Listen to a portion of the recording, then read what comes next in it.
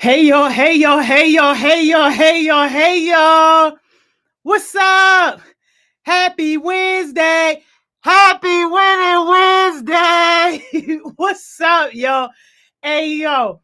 If anybody was paying attention to the time, yo, if you was getting all crazy, all round up about the time, man, y'all know our time 6 o'clock, yo.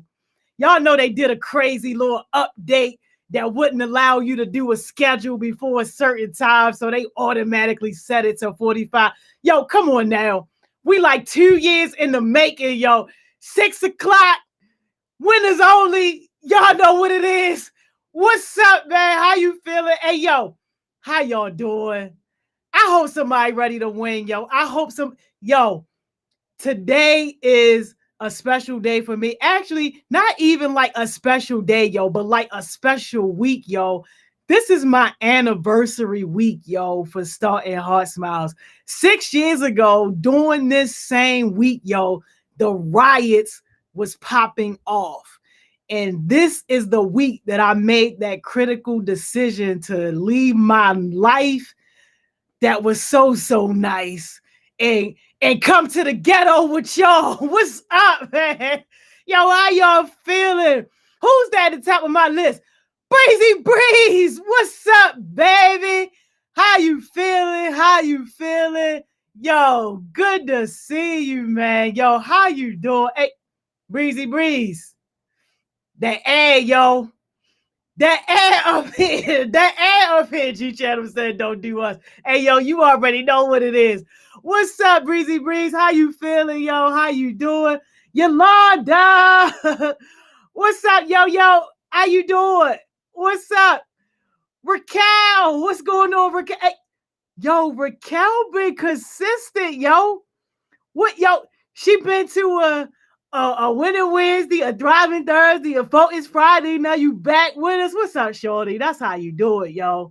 That's how you do it. But look, man, yo, I appreciate it. Good to see you, yo. Good to see you. Chaos Smoothies. What's up, Chaos Smoothies? How you feeling? Yo, shout out Chaos Smoothies, yo. She got the nicest compliment ever, yo. Y'all know she got her 9 little leaders, right? Y'all know she helping us facilitate the Little Leaders program with the 4th and 5th graders. And yo, one of them said that like they don't never take notes or write down anything. They went and got their notebook, their notepad for the session because the information was so good and they were so into it and they were learning so much. Like, yo, it just really warms my heart, yo, to know that like now, like y'all really training up the next generation, yo. So shout out to Chaos Smoothies on that one, yo. I love it, yo. It just warmed my little ice box, yo. Marta General, what's up, Marta General? How you feeling, yo? How you doing? Good to see you. Tanaya, what's up, Music Twin? How you doing? Yo, Anaya said, I wish our class would do that. Tanaya, hey, Anaya, yo, your class, for real, be having my glasses about to crack. That's how dry they be, yo. But you know what, yo? Like I be telling y'all, like, that's not on you.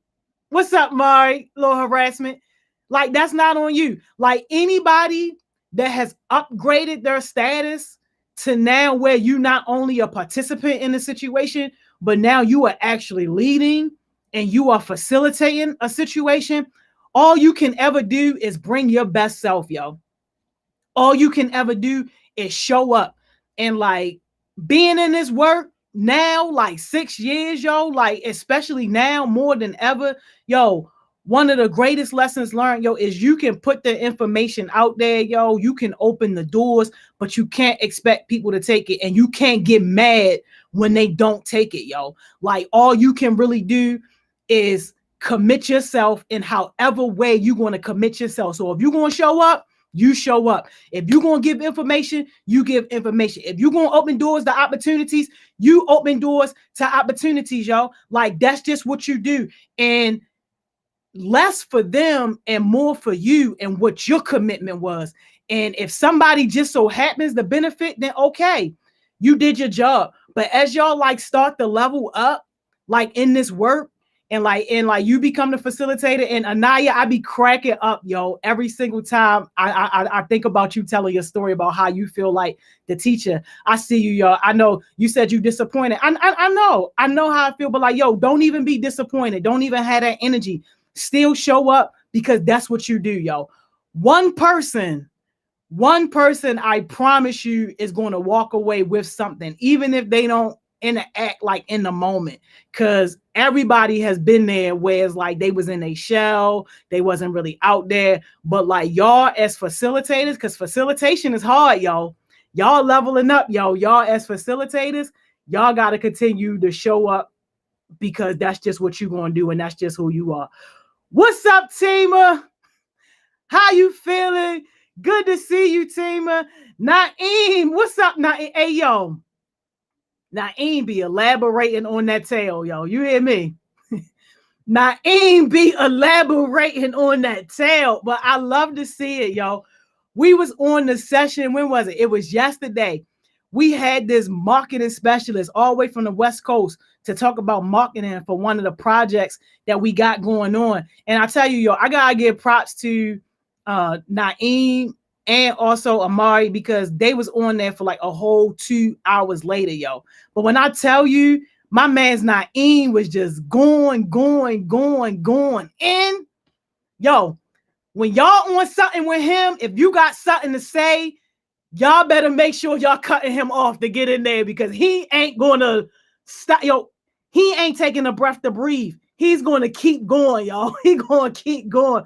But I love to see it, because like that's college level information about marketing that she was sharing with us yesterday. Like, so that was definitely a jewel. And yo, Amari, yo, good to see it, shorty. Good to see you getting in on it too.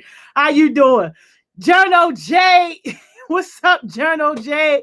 How you feeling, yo? Good to see you. Good to see you. Tizzy Tay, what's up, Tizzy Tay? How you doing?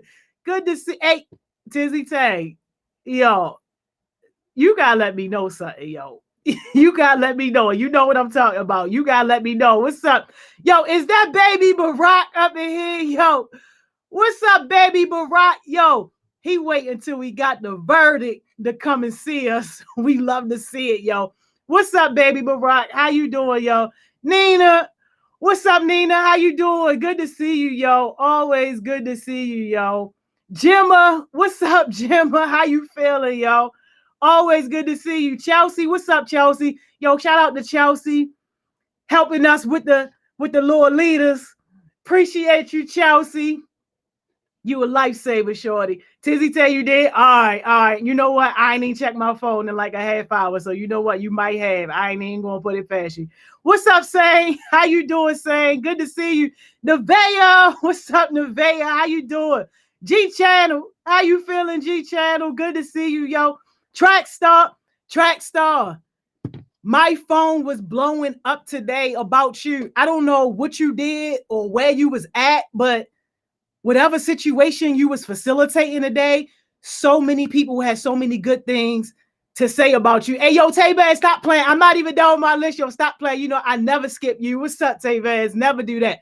But like, yo, Track Star, I'm telling you, yo, it is such a good feeling, yo, when people take the time to hit me up because they recognize one of our heartbeats out there, like really doing what they're supposed to be doing. So your project that you got going on with the mayor's office or whatever, people are paying attention, yo. So good job at whatever it is that you did today, because your name was definitely ringing bells today, shorty. Definitely ringing bells. Yo, Mr. Austin, what's up? How you feeling? Lyrical J, what's up, Lyrical J? How you doing? Good to see you, yo. Good to see you. Takaya, what's up, Takaya? How you doing? Good to see you, Takaya, as always. Ken, what's good, Ken? How you feeling? Jay, so I say I was nervous about, hey, yo, look, be nervous, be whatever you're going to be, as long as you still show up and do it, yo. And that's one thing about being successful, yo. Like, you got to put your feelings aside in this whole journey, yo. Like, because going off of your feelings will have you stuck somewhere you don't want to be. but that make me even more proud to know that you was nervous or whatever, but you still got up there and basically made your name ring bells like so hard that people hitting up my phone about it. That's what's up. Yo, what's up, Central Creativity? Y'all got James. What's up, James? How you feeling? Charles, Big 16. What's going on, Big 16? Big 16, I did not forget about you on that thing, yo. They just never hit me back yet to let me know whether or not it was for real going down, yo. But like, if it is, I'm on your phone first. Yup, Chaos Smoothies, you told them right, yo. You told them right. You know what? One day, Chaos Smoothies, yo, you gotta get your little leaders on here so that they could talk to us about some of the stuff that they learning, yo. Like, that would be so cool, yo. That would be so cool to see that, yo. I would love to see that. Man, what's going on though, yo? How y'all feeling? How y'all doing? We I don't even know what we got going on today. I don't know. Miss England left us hanging or what, but like, yo, if you try and get the link, hit me up so I can send you the link. Just send me a message or whatever so I can send you the link. Y'all let me know what we doing today. Autumn, what's up, Autumn? How you feeling, yo? Yo, in 2 weeks, that's what's up. That's what's up. Hey, I got little harassment. I got you, yo. I got you. Let's do it, yo. Let's do it. I'm about to get it right now. But like, for real though, y'all, like I've been doing a whole lot of reflecting just like on this week, y'all. Like this whole week 6 years ago literally changed my life. Like when I tell y'all, I was not thinking about community. I was not thinking about young people. I was not thinking about nothing. Journal J, what we talking about? You know what I would really like to get your thoughts on? That 16-year-old that got murdered yesterday. If you got thoughts about that, because that's a real topic to talk about, hit me up about it.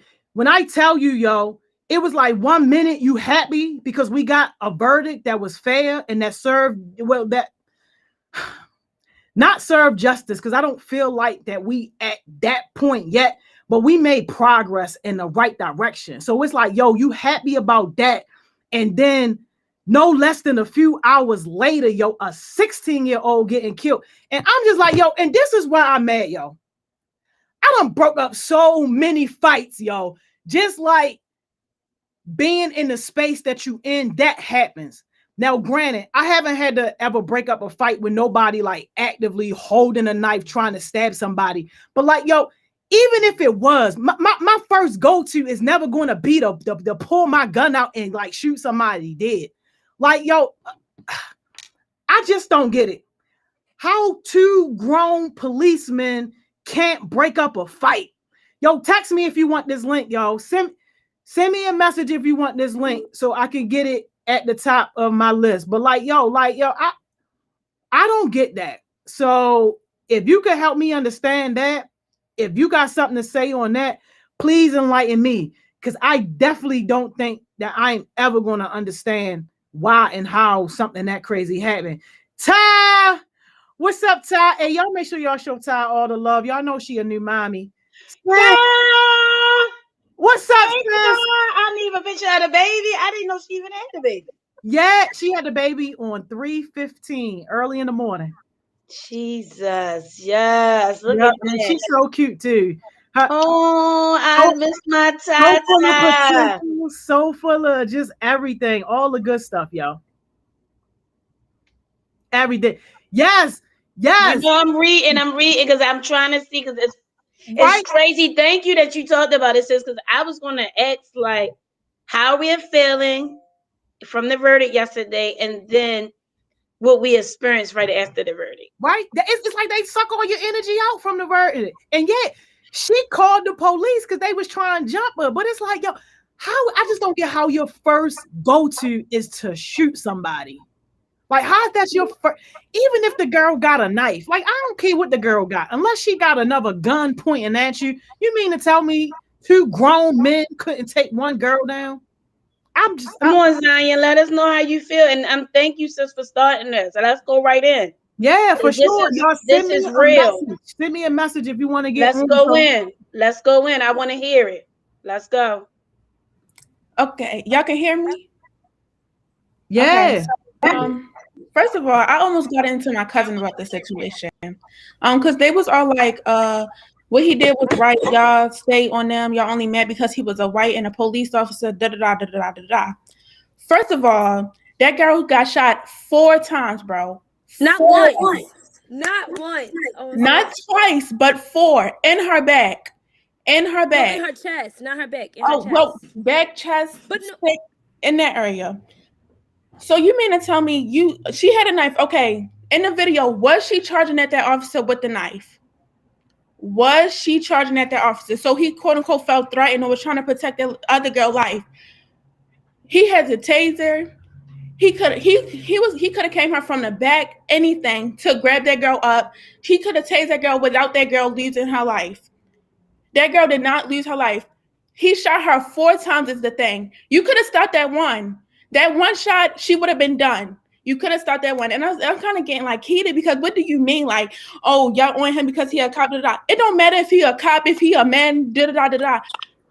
He shot that girl 4 times. Like I said, he could have did anything. Like I said on my story, I don't know if y'all saw my story. That girl did not deserve to lose her life at all. So don't say, oh, we on him because it was right because he was, no. And I'm about to fuss my father out because he said he was doing his job. No, he was not. He was not doing his job. No. But I can say when you think about the pandemic, when things come out like this when you analyze the people conversations and what they say, because this really shows where people stand for.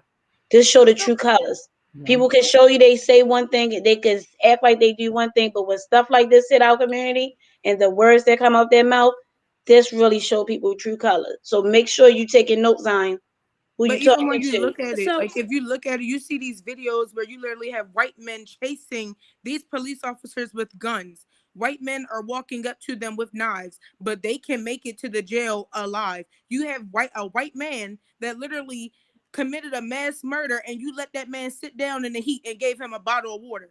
This little girl called because she was being about to be banked, not by one girl, but a group of girls.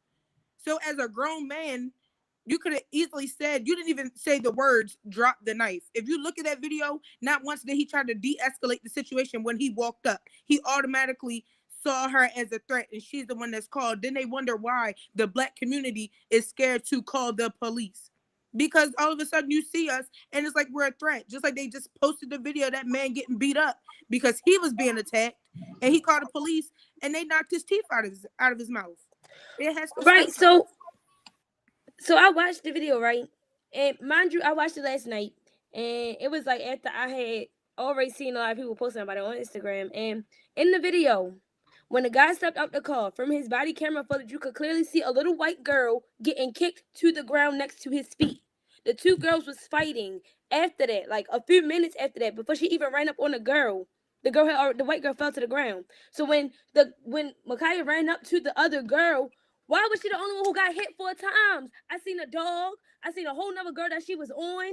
I'm not understanding. And then when you got out the car, there was no drop your weapon. There was no you approaching adult first, because she looked like a little girl. Like from behind, you could see on what she had on that she was a little girl. And he just shot her. And then the mayor all like, oh well what? Like, let me know what you really got to say. Like, okay, because now I'm starting to think like it was really some type of animosity behind the fact that Derek Chauvin just got charged with all 3, They said in the video, he said Blue Lives Matter when he shot that girl. That's exactly what came out his mouth. Blue Lives Matter. So my better question is, like, was you mad? So you saw a black girl and you thought that she was supposed to be a target? Is it open hunting season? Like, what's really going on? Because why did nobody else get shot? And I've seen white people fighting with knives, and all they do is shoot them in their arm, where you could remove a bullet and the girl still have her arm. So how did her arm they don't even shoot him misplaced? Right, don't even shoot him. How did your arm get misplaced with your chest? And first of all, the girl, when you call the police and you tell them, they be like, well, how old are you, male or female, blah blah blah blah blah. Why was your first instinct to pull a gun? You got a taser, you got mace, you got a bat. You got other people. If you felt like the fight was out of hand, I'm pretty sure the girl mother was there because you could hear it in the phone call. The girl mother should have been able to grab her child, not you get out your car and just start shooting like it's open season. That don't make sense. Because what was And your first thought? I feel like if Somebody it was else the out. other way around, you'd see a change pretty fast with their so that was skin just color. I was going to say that. So one of the things that I heard someone said that is on the radio, and I apologize, I can't remember. D.L. Hughley. He said the way that these crimes going on, it felt like it's open season for anybody that's African American of hunting season. The fact that that is a conversation that's coming out of a black man's mouth that is influenced, that let us know how we stand in the country, right? Then one the man from CNN, who is a white man, and I'm saying that next you could go back and look. He said himself as a white man. If this happened in other people that look like me, we would have already had a conversation how we going to deal with this. Right. But the fact that this is not people that don't look like us, and it ain't hitting our communities, it ain't hitting our families, that we not moving. So I just hate to say that to say the country understands that. They know that this is what we're facing. We understand that most of this comes from slavery, and it's really that people are fear that we are coming to our full potential of who we are, and they are scared. Right. So they are saying, oh, they're aggressive or they're this. So they're taking out, and if you look at it, at first it was just our black men, because you get rid of the men, then you can't create. So now they're hitting our young girls as well. So I just want us to be informed as heartbeats, like, what is our charge? Because everybody is talking about it, where it's traumatizing, keep talking about it. At work, we had to have a moment of silence because people were like, I'm scared. And these are your parents, your aunt people and directors. They said, I'm scared for our black children. And we had to just stop, right? But my thing is, what are the conversation we need to have now? Do we need to come together and start policing our own communities? It Start seems that way. talking about it. Like and I'm talking about in a real way. Yeah, we love and I love my people. What's the people that's in the community that do the police, and I love them. There's Shirley, I forgot the crew name. I love them. They work with the health department. I love them. But do we really have to have real support and sit down and talk about what it looks like to be a police in our community? Or do No, we we need need to to go be sitting further. there? Thank you. Or do we need to be at the interview as a community member? No, When they not at the interview. interviewing, when they It are need to be interviewing, further. Like either up what. at the But top. let's talk about it. Because all I heard all day, and I'm gonna be honest, everybody saying their feelings. We need to strategize. We need a plan. Individually that come collectively in everybody. So if I'm charged at my job and when I'm working with y'all to have conversations to build other people up, to speak up and do things, then what is your charge as a heartbeat? I feel like we should And first we're gonna ask go them, around. are they culture sensitive? Because by them not being culture sensitive, as black people, we clap or we get our voice get a little elevated, or we have the neck thing or whatever. And they say that that's threatening. Oh, they're doing this. That's just part of the culture. That's just what we do. That's how we show our emotions. A lot of black people show their emotions by hands. So for one, are you guys culturally sensitive to the community that you're supposed to be policing? And for two, I feel as though as heartbeats, we also, and I can't say that I'm one that can talk about accountability, but we also got to hold ourselves accountable too. When we walking around with our friends and they're doing, or we know our friends are doing illegal things that's compromising them and putting them in situations. Because it's the same ones that be committing crimes that when they get caught up, oh, I was racially profiled, but you was committing a crime and nobody checked you as your friend. So I feel as though it's also like, if you feel as though you got friends that that's not going to change and the police is going to get involved, you got to keep yourself around. Like, just you got to cut yourself off. But as heartbeats, we have to come up with a plan to get our black youth together as a unit, because everybody has their own different opinion as on what can happen and then what can happen. So, I think it's definitely time for us to figure out as Heartbeats, a certain group, just to work on this situation in our community and figure out certain things that we can do. Thank you. Who next? She said Naeem. Oh, I'm sorry. Oh, you wanted me to go? Well, when I mind you, well, this coming from What happened?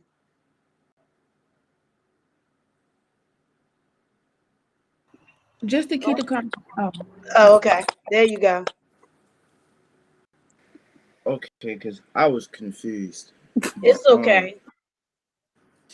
Yeah, but yeah, mind you, I don't really like to see stuff like that because I don't like to see people in my color in danger and pain and suffering because I wouldn't want people to look at me in that kind of way. But like what happened was wrong because first things first, the knife wasn't pointed at him. Plus the knife can't even shoot. It's just sharp metal.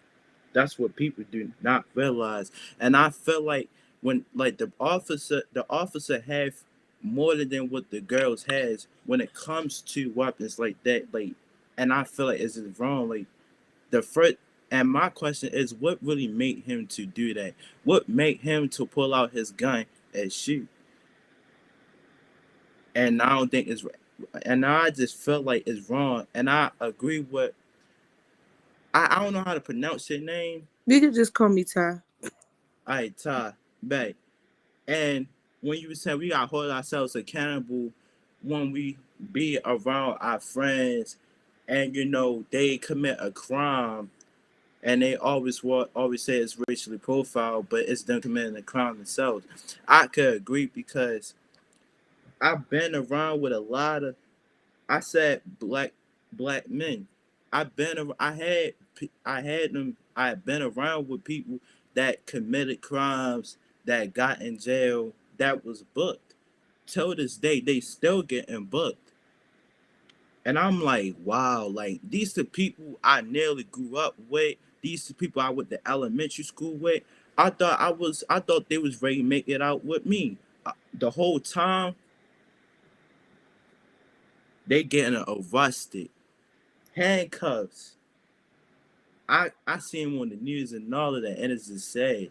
And I'm like, I don't know how to react. That's how it be. So, But now, Amy, can I just cut you off because I know how you are, but we got you.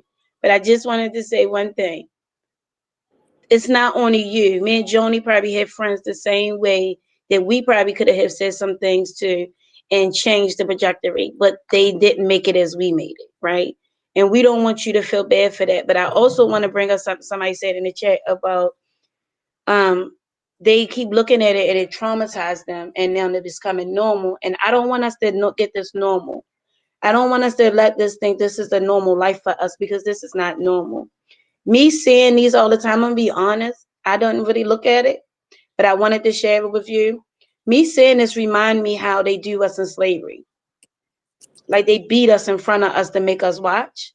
So when I see that, I just think it in aligns it with slavery. And you right, it do bring traumatized. And then I had to have a moment. So for me, I get it, but we have to have conversations to making sure that it don't become normal. And that's why we do this, to give everybody a chance to speak on here or in the comments, because we want y'all to know as a community and family, y'all, this is not normal. This is not what life's supposed to be. And I had to say that because I know it's so easy to go there, and because we see our friends get killed, we see our friends get arrested, and it's like this is our life. It is, but we're not going to get used to that, because that's not going to be your normal for the rest of your life. So I just want to say that, and I'm sorry, Naeem.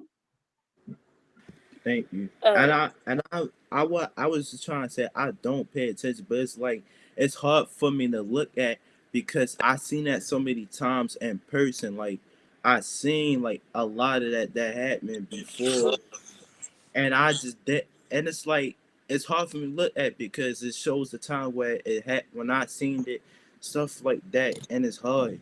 It really is. So yeah. I just wanted to add to what Naeem said real quick. Over the past couple of weeks, I've been seeing people who I went to elementary school with, middle school with, who ended up on Murder Inc. for, being arrested for multiple heinous crimes. Mind you, like I'm 19. So these people 19, 18. This boy, I used to go to school with him. He going to jail for killing his stepfather. First degree murder. With no questions. But Derek Chauvin, caught on camera, got second degree. Third degree. Like, I'm not understanding. Okay, yeah, he shot his stepfather. But if you look at the age difference and, you do some investigating, how would you charge him with first degree murder, though? And send him to jail for the rest of his life? It's like mass incarceration is, like, way too heavy. It's like when a black person do something, it's a third degree burn and everybody finna die. But when a white person go shoot up, like, them kids who died in Sandy Hook, I'm pretty sure y'all remember that, because it was like all over the news. The white boy who shot up the school in Sandy Hook got a way less crime than the boy that I just talked about, going to jail for first degree murder for shooting his stepfather, which could have been in self-defense.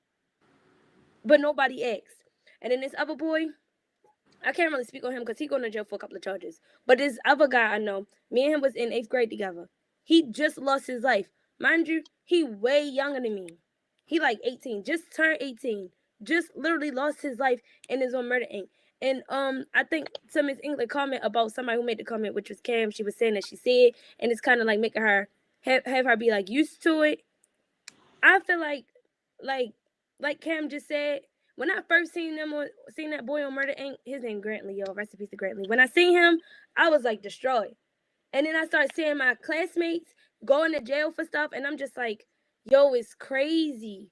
But it's like my feelings, they not like, oh my gosh, like I'm not crying or nothing. Same thing with the girl, like I watched her hair TikTok. Mind you, I like watching hair tutorial TikToks. I don't even be on TikTok, but I see them on Instagram as reels, and I don't know, like I be seeing that stuff, and it's like I could relate to you. Like there's a parallelism. No, we ain't go to school together, No, I don't know her. But her TikTok, she's an African-American female. She got curly hair. I'm like, I might try this TikTok.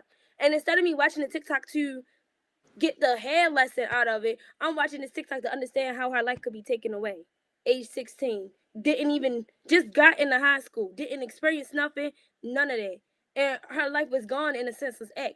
And it just made me more upset because it's like, now I got to sit here, right? With this tedious burden on my chest, trying to figure out, okay, so what they gonna do to this guy who just took the life of this young girl? And then when I don't get the results that I'd want to hear, how am I supposed to handle that? And it's like I just gotta keep going through this this emotional abuse about like these problems, and it's not making it no better. But little Billy Bob, who shot up the store, going home to his family in 6 years. Not Billy Bob. That don't make sense. Go ahead, Zion. Yes, Billy Bob or Joe. Okay, so when it comes to the degree part of how they charging them at 3 degrees like that, I want to like make it clear. When it comes to first degree and second degree, first degree is mean you already planned this out. You knew you was going to do it. You knew, like you just knew. You probably didn't know the date at the time, but you knew you was going to do it. So when it comes to George Floyd killer, he didn't automatically say, "Oh, I'm going to kill George Floyd." So that's why it was second degree. So that's why with the difference between like first degree, second degree, all that type of stuff. All right, Amar, you can go. I was just saying though, like even though I feel like he did not plan to kill his stepfather. Like nobody just like, oh, I'm gonna kill my stepfather. Like what? Like your stepfather, he had because that guy had been in his life for a couple of years. You don't kill nobody you close to. That was not planned. That was not premeditated. Now, Derek Chauvin, he seemed a little racist, a little biased. So I ain't gonna trust that it wasn't premeditated. You can't say what somebody thinking because you're not in their head. But yeah, go ahead, Amar.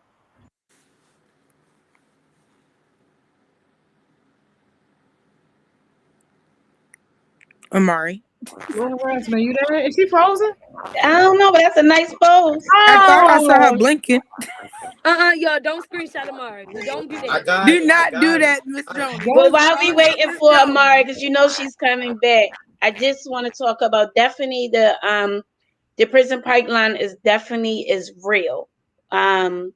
And I see somebody put that in the chat. And so this is important, right? Because we now can educate our young people that look like us. Because what I'm looking forward to see in 5-10 more years, I'm looking forward to y'all being in spaces where y'all are tearing down the systems in a professional manner, and you're speaking up and you're rebuilding them. Because that's this fire is for. The fire ain't about who we gonna fight and how we gonna get back. The fire is how we get these systems down. How do we work with these court systems and all these systems and these constitution? How do we do that? But guess what? Heartbeats, y'all leaders. So Y'all can I say something heartbeat. on that, Miss And I'm Amy? gonna use my skills. Just wait until Use I your get in the skills. office. That's I'm the in whole office. point. And I got you, Ty. 38, That's the I'm on my whole way. point. Because I'm gonna tell you what hurts my feelings. It's something I do every week. One, I do Winter Wednesday every week with y'all. I'm with y'all beautiful, my beautiful family. Two, I look at raw Baltimore because I need to know what's going on that's raw in Baltimore. And three, I look at Baltimore Memorial. And if y'all ain't seen that page, you talk traumatizing, real traumatizing. Everybody who died in Baltimore is on that page. And when you look on that page, it's nothing but all of us that's sitting right here in the Zoom that look like us, women and boys, all day long on that page. All day long. And all I could see as I'm strolling of people that could have been lawyers to fight this. Mothers or sons that could be presidents. All of this. But they on a page. So we got to figure something out, y'all. And yes, Murder Inc. too. But Murder Inc. be kind of late from Raw Baltimore, though. I ain't gonna lie. I like my little news a little fast. So they be my three, right? That when you talk about young people and connection, it's always y'all every Wednesday. And I gotta check them. I gotta check that page. Because it's some people that I haven't seen that sometimes when I look on that page, like you said, Jada, like when you look at Murder Inc., you be like, ooh. And I be like, dang, they gone. They can't start off tomorrow. Right. So we're gonna let before Amari you go, go. Ty. That's Amari go. Thank you, Ty. I'm sorry. Hey, y'all. We can't hear you. You're a little muffled. Y'all hear me now? It still sound bad? Yeah, it sounds horrible. Yeah, real bad. Oh my god, I'm so stressed. It's okay. If you type it in the chat, you can stay on. Type it in the chat and we can read it for you. Y'all can still, it sound muffled still? It sounds horrible. Muffled and distorted. Restart your MacBook. You sound like you're in the country. It got real bad static at the end. It's like a scratchy noise. The devil is working, girl. Yeah, what'd you say? You just know she had something to say good. You just know it. Right. While you getting your sound together, can I read what Marta General sent me? Because he sent me a comment. Absolutely. Yes. This is good. And I got to acknowledge Trackstar comment too that she made saying she want to start a civic engagement class for the prison the pipeline. Like that is absolutely needed. But like, look, Trackstar, what you're doing now, your civic engagement for food insecurity, the same concepts apply. You just change the topic. Right. Yeah, So, that's what I'm saying. Like, I already have what I need, like, but I don't want to do 2 classes at once. So in the summer, just like we better Why get you this can't? let's get it on. Like, but Why not? but anybody, but I say that to say anybody that's interested in civic engagement, hit up Trackstar now. Because even though they focusing on food security, the stuff that she's teaching them to be applicable to food security, you could just apply it to school to prison pipeline. Like we ain't gotta wait. Like we already like bang her up. It's gonna be a class on Saturdays. We're gonna start in May. We're gonna do we doing You got this. You Yo, got this. Zion, wait, because I did civic engagement, but I work on Saturdays. Like, Okay, y'all figure that out. Because we gotta let everybody figure it out. exactly. Not take the time Let me read to do that. Because let's hear more stuff. Ma said, I'm tired of seeing my Black brothers and sisters getting killed by the hands of a cop. It hurts to see someone my age getting killed just because she was defending herself. The cops have several other weapons, but they chose the deadliest weapon on a 15-year-old girl, and that makes me highly upset that a Black guy was just trying to justify the situation and trying to make it seem like her getting killed was right. A Black man. This country is sickening. The list gets longer every month, every year, just ridiculous. I just hope that us young Black men and females can come together and address this kind of issues. This has to stop. It's getting so much worse, and it's hurting Black African Americans in the United States today. Our traumatizing history is continuously growing. When will this end? You know, as a mother, it's so hard to see and hear the pain from y'all and to see what's going on, because I have children that I have to also have conversations about to make sure they make it back home. Right? And what to do when the cop pull you over. How to now with that conversation is like, but I'm about to say maybe a little rude, but we about to just strap up and be our own police. I don't even know if we could trust anybody when it comes to our life, because we look, and the fact that we are a threat because of my color is a problem for me. So I'm just gonna go on mute because I gotta get my little feelings together. But I just had to throw that out there. Amari, I'm gonna be really quick, and it was kind of hurtful. Because because me and Christian is the same age as that girl, and for me to about to be on this car, and my stepmother just said he was on. What if that was me and Christian? We defending ourselves. You would never think he was doing his job if that was me and Christian in that position. Like, what are you talking about? And it's like, I'm the same age as that girl, just in a different city. So let me hear you one more time say he was doing that job, and let me and Christian be in that position of us defending ourselves and we getting killed for it. Like, let's not do this right here. And you're Black and you're in the Army. You're at the most risk right now, and you want to say he was doing his job? And you don't go here somewhere, man. Like, come on. Can y'all hear me now? Do I sound There good? you go. Yeah. That what we trying to play. Like, they know I'm ready to go off a minute. So let me first, when I first heard like the whole situation, it was a lot of biased reviews because I found out from Instagram, and I was just like confused about the 4 times. I was like, you shot her 4 times in the chest for what? On top of that, I've seen like when y'all was going back on the accountability part, oh, we should hold each other accountable. Like if you see your friend or doing something they're not supposed to do. But the thing is, we shouldn't really, I mean, yeah, we should do that, but we shouldn't really have to say that to another person when we know we're going to get killed. It's like, it's so hurtful that we have to tell or check our African Americans or check our other color about certain things and warn them certain things. But if it's a white person, they don't have to check each other. They don't have to hold each other accountability, because when they go to the store, if they steal something, they might just get a misdemeanor. So it's like, dang, why do we have to check? Why do we have to take extra precautions to do this certain thing? That's what makes me really upset about this, because we shouldn't have to take extra precautions. We the same as them. We breathe, we bleed like them. So why we have to take these extra precautions to, make everybody feel safe? A white person can go in the store and steal candy. Oh, a warning or a misdemeanor. But we go to the store, we steal a candy, we get shot up. And that don't make sense. So, you talking about this? Yeah, I was going off of you, Charles. Charles made me think of that. Like, you go to the store, you get chips.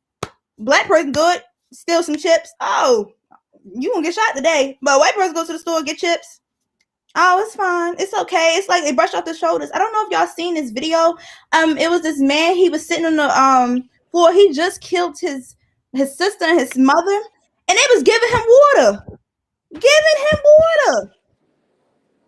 I was like, are you serious? You gonna get this man talking about he thirsty and give him some water, but we ask for him to drink, they gonna beat us.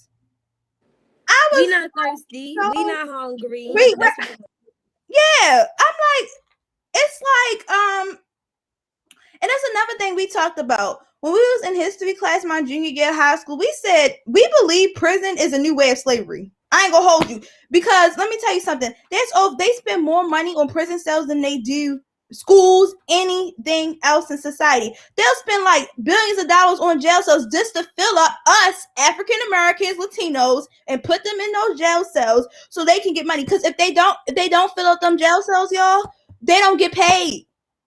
This is the new way of slavery, and it's just like, it's so upsetting. I feel as though I don't know what to do, but like, I know you were saying that we need to take action, but some of the things I think that we can do is like, so getting actually, you know what's so funny?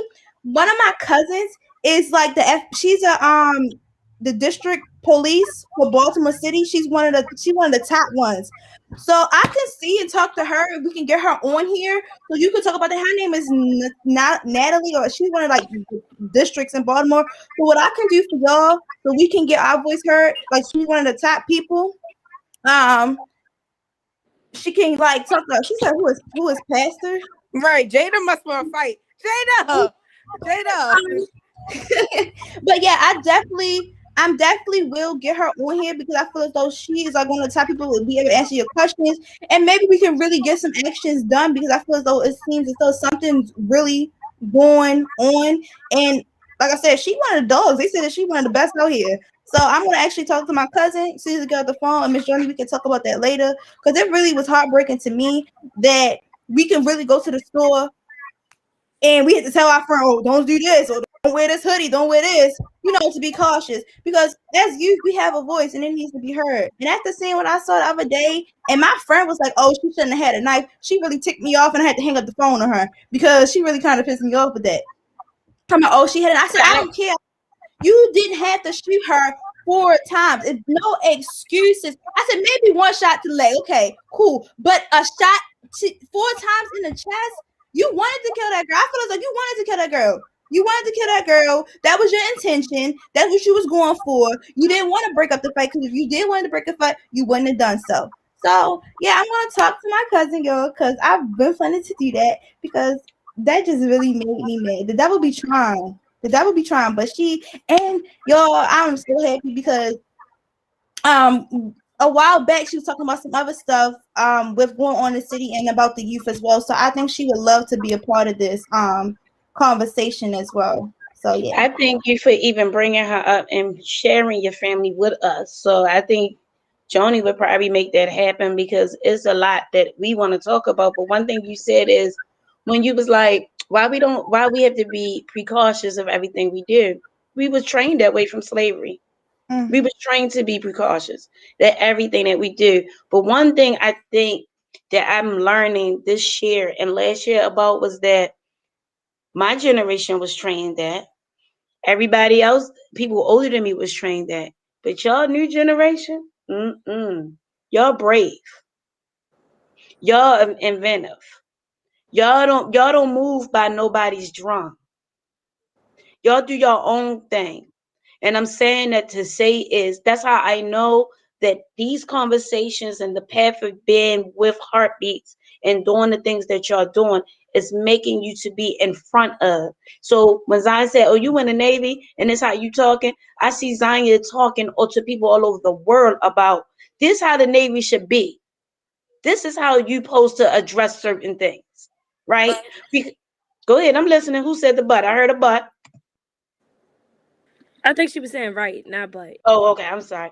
But I see it. So these conversations we talking, I want to make sure that y'all strategically thinking, what is my next move? My next move as a heartbeat. My next move as a Black person. My next move as a person in a community. My next move as a mother. My next move. What is my next move to making sure, 1, I'm mentally taking care of myself, and 2, I'm safe. But the 3 is what I'm gonna do to making sure we can't stop, but what can strategically we could do in our communities so we as Black people can feel safe. I was gonna speak on the whole system thing, but I'm gonna wait till the girl said because I'm gonna wait till the end because mine is kind of a personal situation. So I'm gonna wait till y'all get done and then I'll go to mine. So I think Jada asked to speak next. Yeah, okay, real quick though. This not really as off topic as I think, but Miss Joni, I thought G Channel was Pastor unless he lost his nickname. It was my nickname No, first. you But you showing gonna have your to get that out. whole new heartbeat, blue heart right now. Pastor is the original pastor, y'all. Been a No, because original. listen. When That's I why joined I never Hot even Smiles, called him Tom pastor because I wasn't think about there. time. Y'all I'm call the him senior pastor. pastor. I say, yo, we already got a Pastor of the pastor. church. When I joined Hot Smiles, Tom wasn't there. All right. Anyway, I was there. You just ain't see me. I be in the cut No, like you- peroxide. You know look. what I'm saying? right before COVID, right?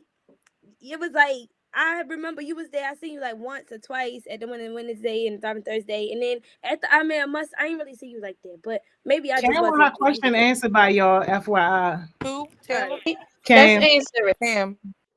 All right, Cam's question is. Yeah, because I can't see the question. What she asked. Wait, let me scroll back up. Hold on. Okay, wait. What question is she talking about? Yeah, you can scroll on here. Right. 'cause I Okay, can't it says, see. do you guys feel like we're living or just existing in the world that we live in today? All right, I'm I gonna don't tie I feel answer like that. we Y'all go. existing. We surviving. that into mind. So, like they were saying, like Zion was saying about mass incarceration and stuff like that. It's really important, like, for police officers to make a certain amount of arrests a month. So, like, when they get close to the end of the month, they searching. They come into the black communities, your tail light out. It's dust on your license plate, so I can't see a number. Just crazy stuff, just to pull you over. And if you got a warrant, 9 times out of 10, because a lot of African Americans do, they hit the jackpot, arrest another person, going to jail for even a misdemeanor. And that's why Marilyn Mosby was like, I'm not going to keep prosecuting these petty misdemeanors when it's people out here really killing each other, losing their lives. So yeah, even still, I need to talk to her about that because it's some young people that she prosecuting and sending them to jail for first degree and all that other stuff. And I'm like, you could have sent him to jail for second degree or whatever and put him in some type of turnaround program because by the time he get out, he gonna be 30. Like, something like that so that he can get his life back on track. Something that would make sense. But to Cam's point, right now with us, the generation that you are a part of, us still being young, we really just existing, dodging bullets left and right. Try not to get shot. Try not to be, X'd out of success because you live in the wrong community.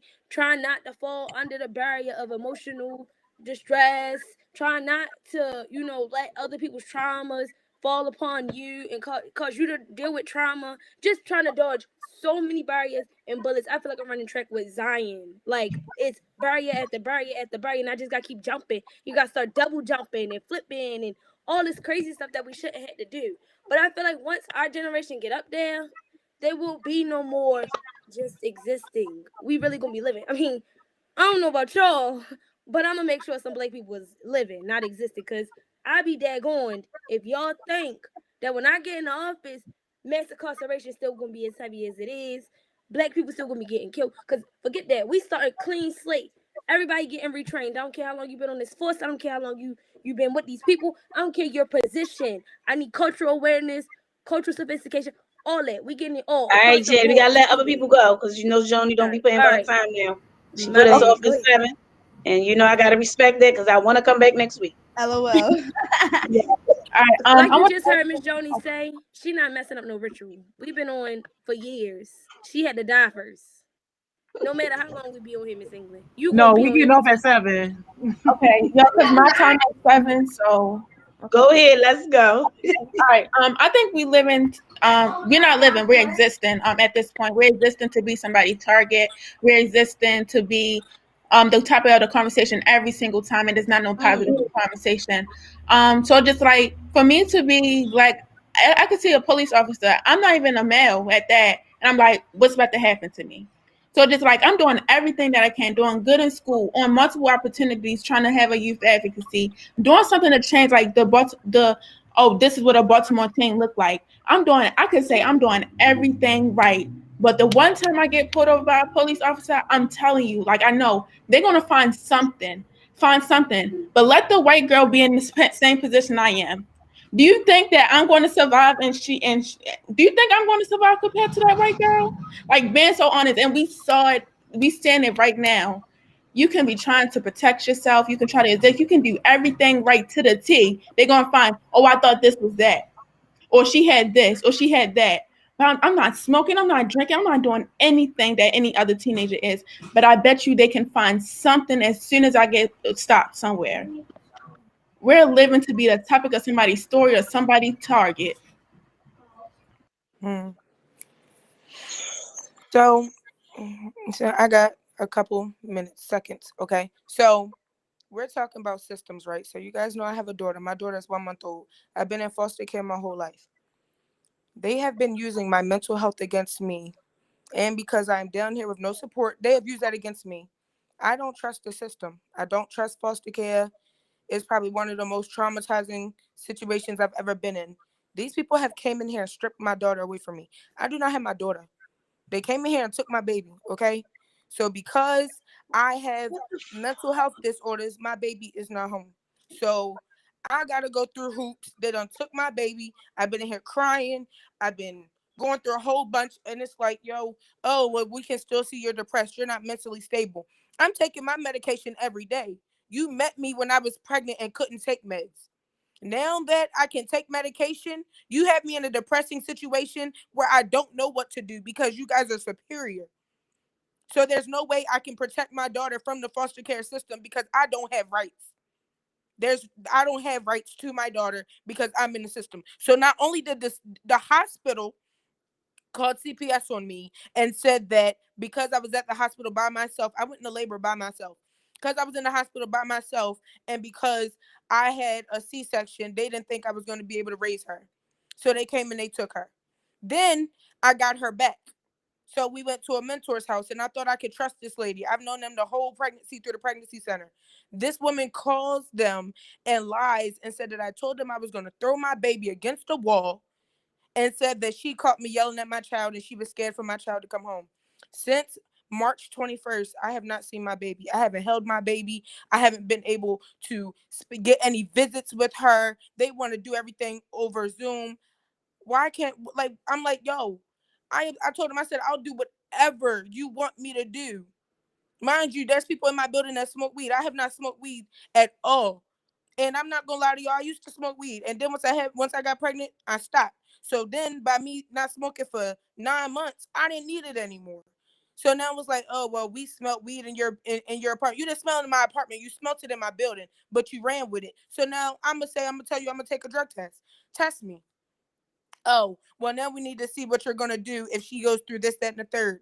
I'm like, so you're discriminating me. You're discriminating me because I left Baltimore City to give my daughter a better life. And I come down here and you know I have no support and you use that against me. So it's like, what can I do? Because there's not a lot of places that also advocate for foster youth. And now that I'm 21, I don't have a court advocate. I can't go to court as a foster youth to get my child back. So now I'm stuck in foster care and my daughter, and with all this racism going on, I don't trust these people that they sending my child with. I don't trust none of these people. I'm like, yo, you guys get involved when you don't need to be, but when you're needed, you're not there. I was abused and I called CPS multiple times. You guys never came. Literally down the street from me, there was a 1-year-old baby walking down the street by himself, 17 months, and they sent that baby back home, not knowing what was going on. But I have an infant and I'm a single mom. I'm barely making ends meet to pay my bills. I'm making sure my daughter has clothes, milk, Pampers, wipes, no matter what. And you come in and you strip her from me because I have mental health. Because I know a lawyer. You want me to call her? I got a lawyer. You want me to call her? My aunt a lawyer. Like, you can. I don't know what happened, but I'm ready to say Miss Simone mother is a lawyer. I could call Miss Simone. That's nothing but a quick 2 taps. All right, can you hear me? Yeah, we can hear you. You want me to call Miss Simone mother? I'm about to say it's just like now they talk about I gotta go to a program, but they put my daughter on protective custody. So and the program is for people with substance abuse. So I don't fit in. I'm the youngest there.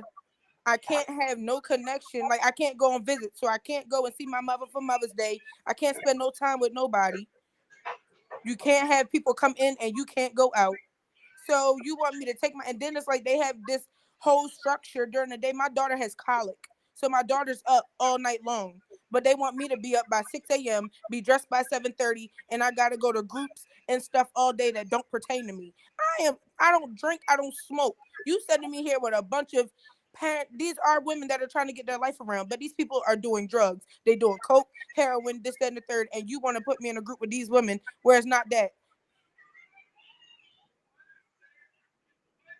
First of all, they can't even take your child without no solid proof. The reason they took her, for one, like I said, the hospital called CPS. Once the hospital called CPS, it was, oh, all right, well, we got a call from CPS because I was in that room by myself. I had an emergency C-section. It is not my fault that I'm ringing my bell. They literally said I kept asking them every time they turn around, I'm ringing the bell. If you leave the room and I'm holding my daughter, you guys got me on narcotics. How am I supposed to, like, I'm literally nodding off with my daughter in my arms. So I ring the bell. Can you put my daughter in the bassinet? I can't move a certain way. So I don't want to drop her too hard, or I don't want the bassinet to move a type of way. And they used that against me. The day me and my daughter was supposed to leave, they told me they was not discharging me with my child. She can leave. You can't. Unless you guys can find somewhere to go together. In somebody else's roof. You're not taking her home. So now it's like I'm going through all of this and I'm trying to keep it together because I'm supposed to be independent and I'm supposed to know how to be, I'm supposed to be independent. I'm supposed to be able to handle a lot of things to myself. So I haven't called people and talked about it. For one, because it's embarrassing. That's embarrassing. I ain't even had my daughter for a week and they took her from me. Miss Joni, you got something for this? It's okay. Yeah, no, I mean, look, Ty already know. Like, she called, we got it. Like, this definitely not a live situation, but I'm glad that you're sharing it with us. But you already know whatever resources we got, you got. I got people hit me on the phone already. Like, yo, what county she live in? Where she at? What can we do? So, like, the network is strong. So whatever we got, you got. It's just, I didn't even, you feel me? It wasn't even like, I didn't want to go into detail, but it's like literally it's not really a lot of people I can vent to because, for one, like I said, a lot of these people don't understand the foster care system. They don't understand how these people work. I already knew when I was pregnant that it was going to be a target on my daughter. I already knew that because, for one, it's an infant, so everybody trying to adopt an infant baby anyway. But it's like, the reason why I didn't come to anybody was because I want to be able to do things on my own as a mother. But it's hard because now I'm in a position where I can't protect my daughter from the things I've been through. This one thing that you're going to learn as a mother. Being quiet will kill you. You can't be in silence, baby. That got to end. Like, Joni already said it. We got you. And you know that. But you got to let us know. If we don't know, we don't know. Right? But the fact that you have a trusting relationship, not even with me, but just with Joni, and you know that. And the adults that's in the heartbeats, you know that. We ain't got to even talk about that because that's solid. Right. But I want you to know, don't you ever walk around here and hold something that deep like that. And keep it to yourself and not let the adults who love and care about you know what's going on. Because I feel bad because I'm like, where was I that I wasn't there to support and just give you a hug if I couldn't do nothing else just to say I love you, right? So please, we love you. You don't have to carry it by yourself. You're not alone, baby. You're not. So you now know that. And I need you to understand it because your voices may be telling you something because we all got messages saying you by yourself and you can't. You can. And you have a team. And that's why it's called a family with Heart Smiles. No matter what we do. One thing I love about Heart Smiles, we could excuse my lingo, ass, but we will come back and we'll talk about it and we'll get it together as a family. That's what I love about us. So don't do that no more, sis. We got you. You over there by yourself alone. That but I feel real bad about that. It's like my mom is out here, but my mom gonna be 77. So my mom cried because my mom can't take her. Like, for one, they had the audacity to ask my elderly mother who can barely walk, can they take my daughter? Knowing my mom can't do it. So my mom literally sat there and they let my mom go to visit her. My mom was like, I was crying. She was like, because I felt bad that out of all of my kids, you the one that's been through the most stuff, and when you needed me the most, I can't step in. And I told my mom, I'd feel guilty putting an infant on you, because after a while, I'm gonna be changing your diapers. I ain't signed up to be changing multiple diapers now. I love you, but it's like, it's just hard. And I've been trying to look for advocacy groups in different places where I can get the help. But it's like a lot of them is like, oh, well, you're 21, so you can leave DSS. But then if I leave DSS, they got even more control over my daughter. So then I'm not really in the loop of things. So the system, not just foster care, but the system in general is just messed up, and it's designed for us to fail. But it's designed for people to fail.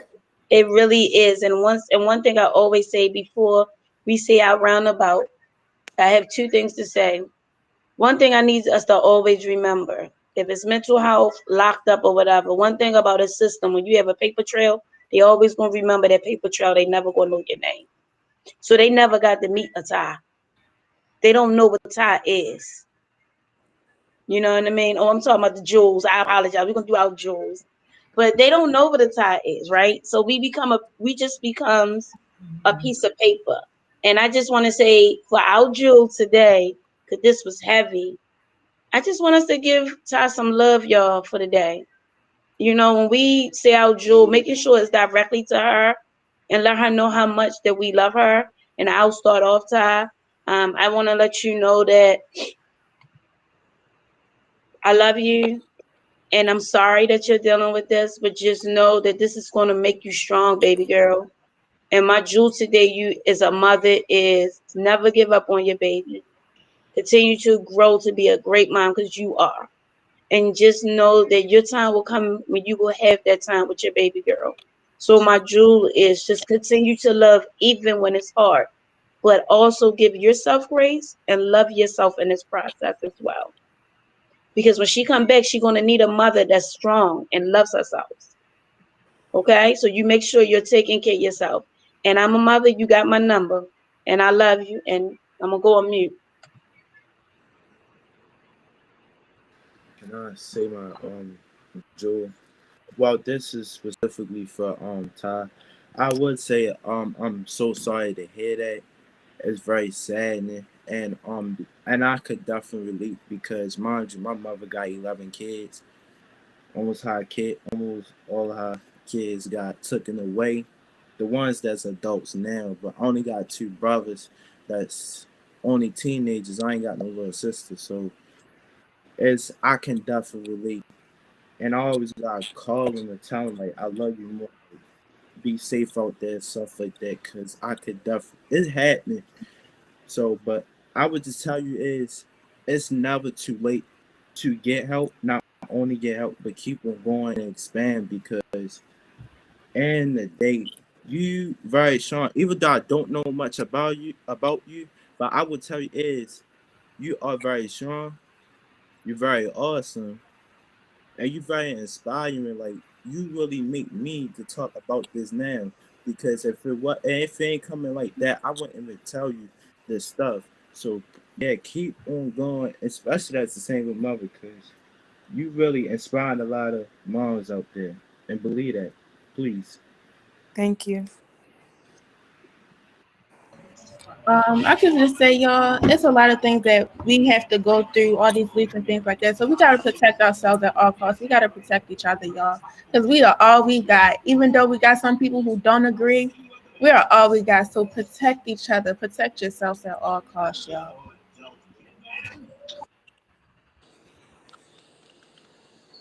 Can I say? I just want to say, like, Ty, like, I remember way back, like, we go way back, like, the first year, and you have always been courageous. You always been on me. I remember my cousin took you home. We just had a long conversation and call, and I know you're going to get through this. Like, you are a very powerful, strong woman, and I feel as though whatever going to come your way, you're going to break through it, because people like that, people that always go through stuff, people that always have obstacles, always be successful. And I was always taught that growing up. So whatever you're going right now is just a phase. So don't let whatever is happening, the devil is trying to do to you, don't let it, because God always has power over everything. So believe that, and believe that you have people around you that surround you that love you. Thank you.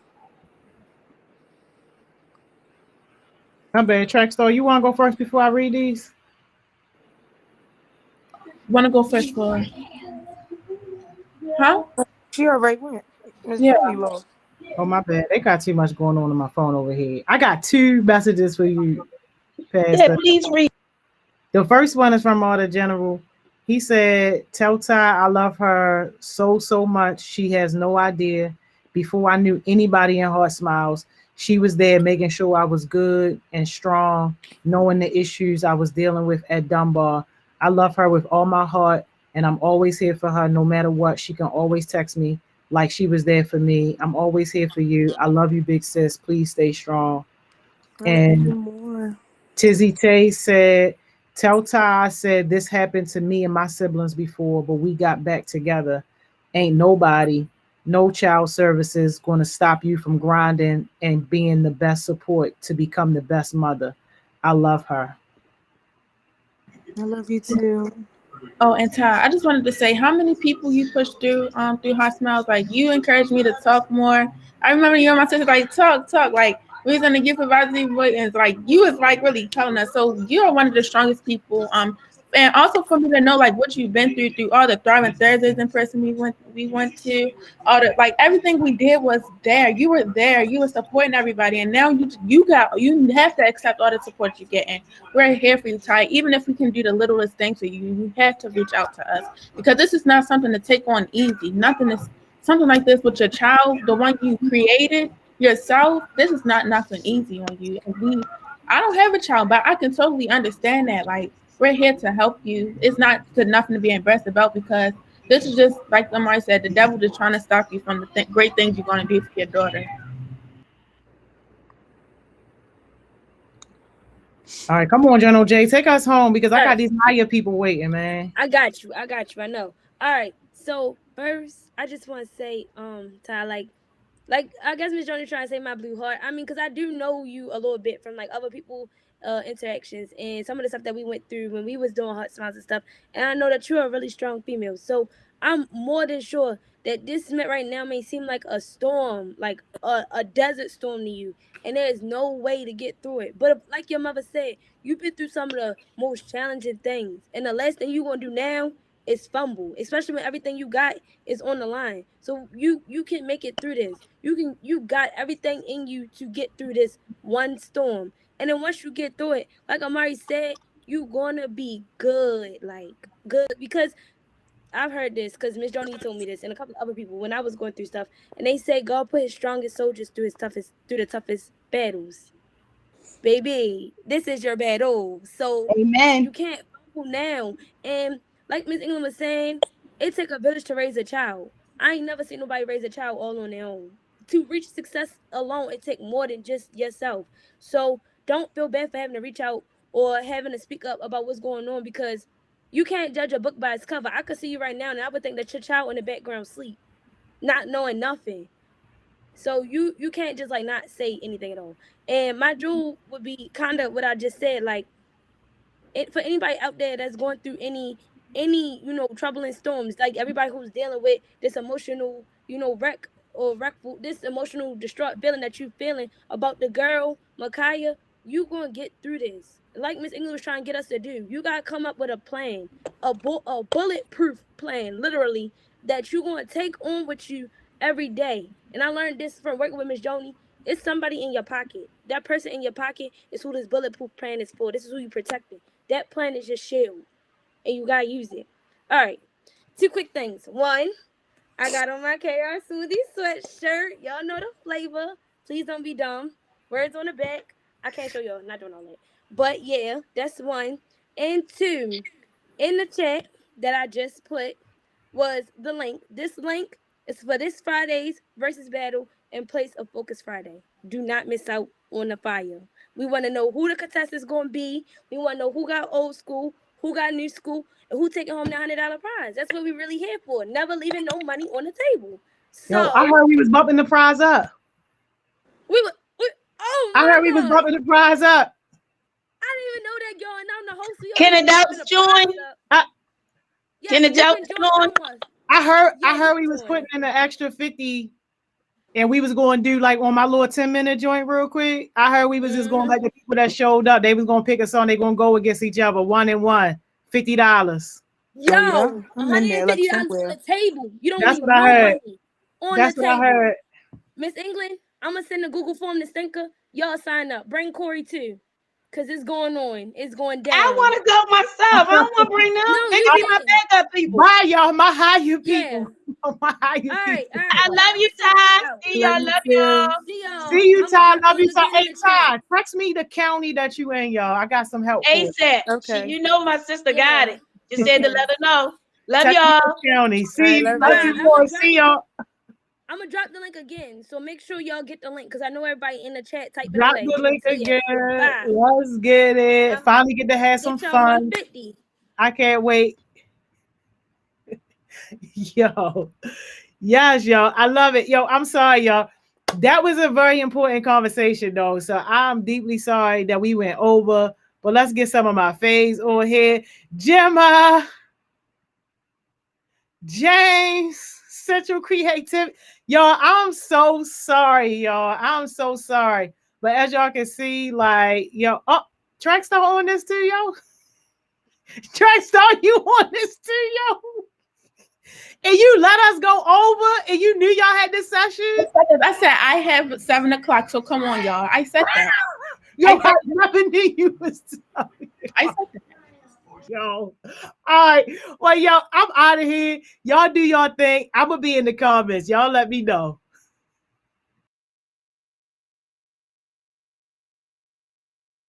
So who want to get started? I can't hear you, James. Okay, can y'all hear me now? Can y'all hear me? Hi, everyone. I'm going to just do a quick introduction for those who don't know who I am. My name is James Gaither. I am the owner of the digital business Central Creativity. You know, I make all the digital needs that you need, flyers, logos, anything like that. You know, I'm part of Higher and Cohort 2, and I'm also part of the Youth Advisory Board.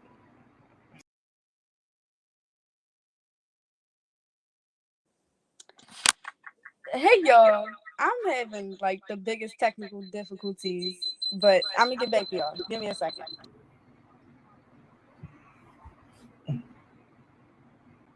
Okay, so you want to start, James, or you want me to start? We can start. I can start.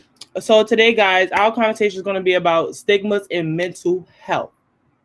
Now, when can y'all drop some stigmas that y'all heard of mental health in the comments, and then we can I want to see what y'all what stigmas y'all have experienced within y'all lifetime about mental health. Yeah, and if y'all don't know what a stigmas are, they're basically like negative beliefs or values or comments that people can say towards you, or negative attitudes that stop you, or like basically judging you. So for example of a stigma can be, oh, you're not depressed, you just on your phone too much. That can be a negative stigma or belief. Let me see. Drop something in the comments.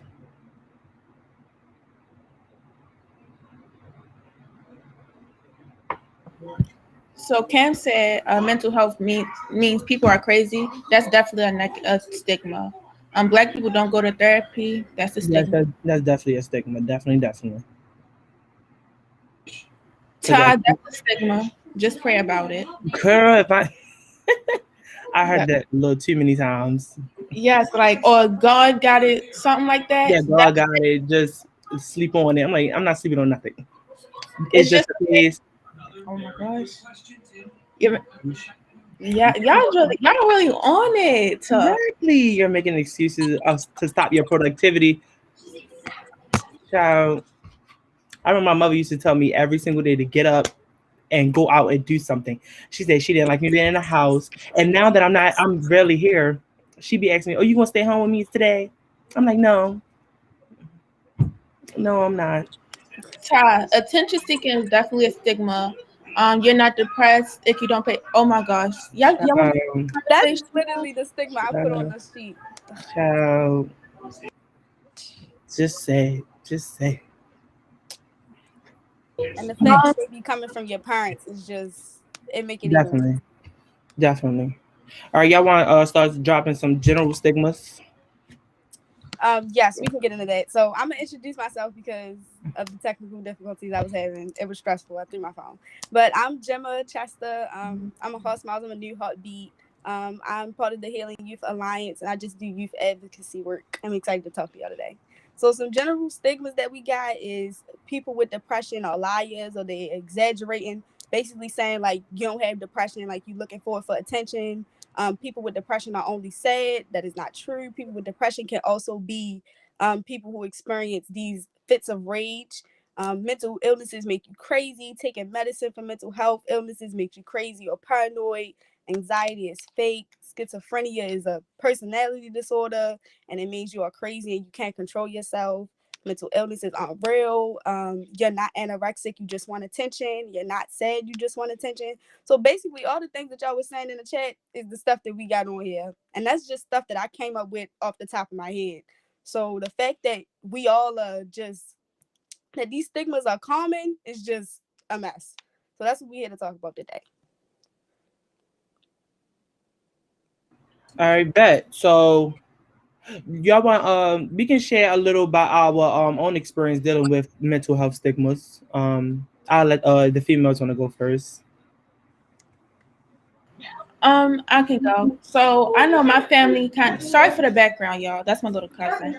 But my sister, she has been diagnosed with depression and bipolar disorder and things like that. So and she's also gay. So they were saying when she came out as gay is when everything started coming down. Her depression got worse, her being suicidal, things like that. And they'll say, oh, this is happening because you like girls. That's exactly what they said, y'all. And so I'm just like, me in the background, knowing me and her going through the same thing. I'm just younger than her. It's just like crazy. So I'm like, what? So just like, it been days. Like, I just had to sit with my sister. Me and my sister, I think, we 4 years apart. We 4 years apart. So me just saying there, like, Trinity, it's okay. You just go to therapy, do what you gotta do. She in and out Shepherd Pratt, things like that. And they just like, even, just keep going, like, oh, it's because of this girl, it's because of that girl. And me thinking about being a part of Healing Youth Alliance and things like that, it was like, it's not because of no girl. No girl can't make you have depression, or they can't make you going through the things you're going through. So just like it was really hard for me seeing them, like, to even come out to my parents. Like, they're gonna think I'm doing the stuff she's trying to do, or I'm not going through the feelings that I'm having and things like that. So it stopped me from expressing myself. Me not expressing myself turned into anger. Like, I have an attitude with everybody, all because I'm deep down hurt and don't know what to do, don't know why I'm hurt, just like what to do. So it was kind of hard to even, like, even go to somebody and say, I feel like I'm feeling down, like I don't know what to do. I've been feeling like this for a while, and I think I need help. And I couldn't even reach out for that help until something happened between me and my little sister, where I had a panic attack leading me to an asthma attack, going to the hospital. And that's the only way I can go for help, because of something that happened with my little sister. I'm gonna go next, but definitely thank you, Zion, for sharing. And I just can't believe like what you're going through or what your sister has went through. Is really just sickening how we like just downplay mental illnesses or just assume that they're because of one thing. But I know for me, most of like the stigmas that I face or like the discrimination I faced was within school. And it was basically like people was like calling me crazy, or like they just assumed I had like anger issues, or like there was something wrong with me. But I honestly don't know what it was till this day, but I think it was depression. I think I was depressed, but I think I was having my depression through fits of anger. And it's just because I didn't have, like Zion, I didn't have nowhere to express myself or nobody to confide in. And like I had a school counselor, but I don't think she was mental. I don't think she was trained for mental health illnesses. So I think she was just there to talk about our grades and nothing else. So knowing that we had counselors that are just there for that purpose is like kind of pointless to me.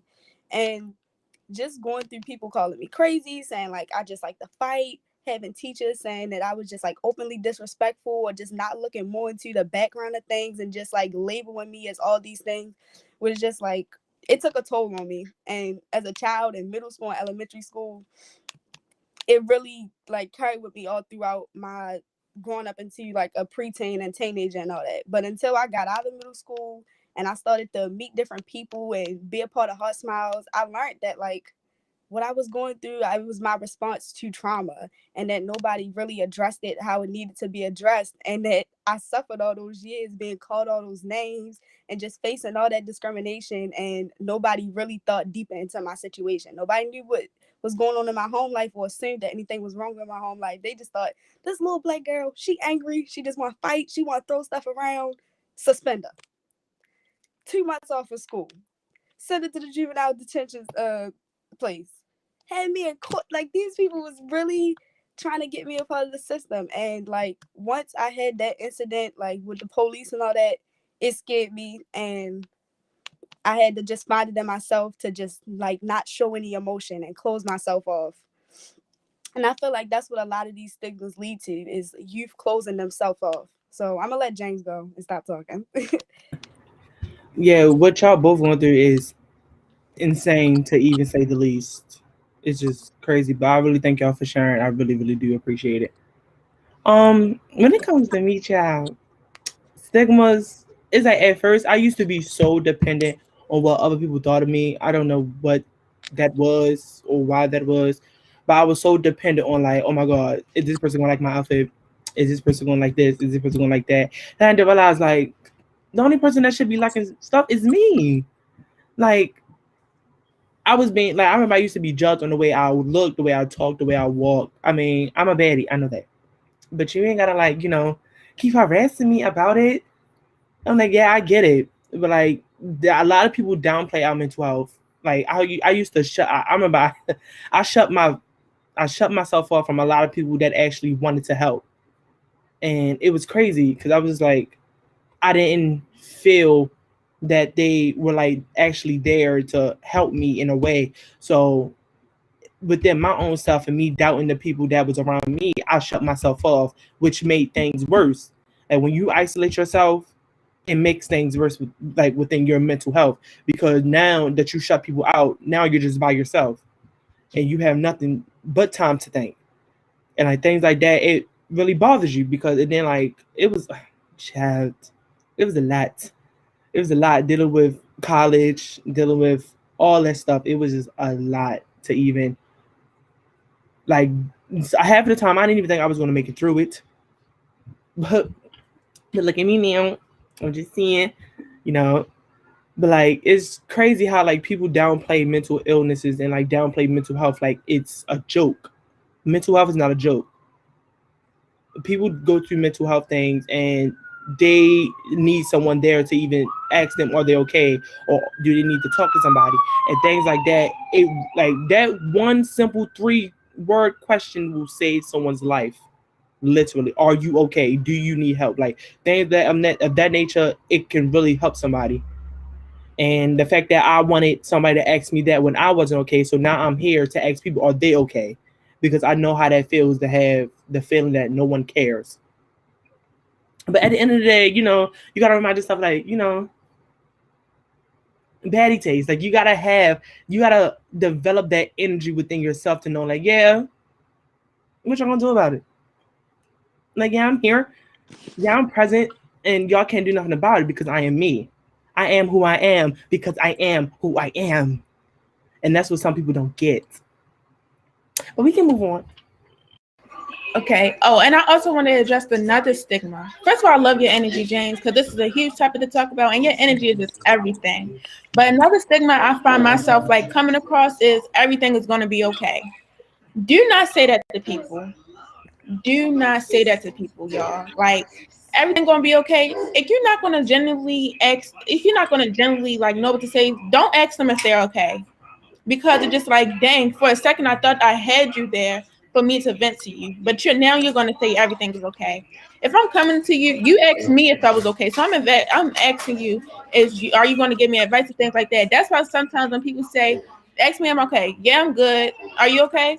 And then they start venting. And I'm like, okay, well, maybe something that can help you is doing this, then, and the third. That's what you can do. Or you can ask, what can I do to help you?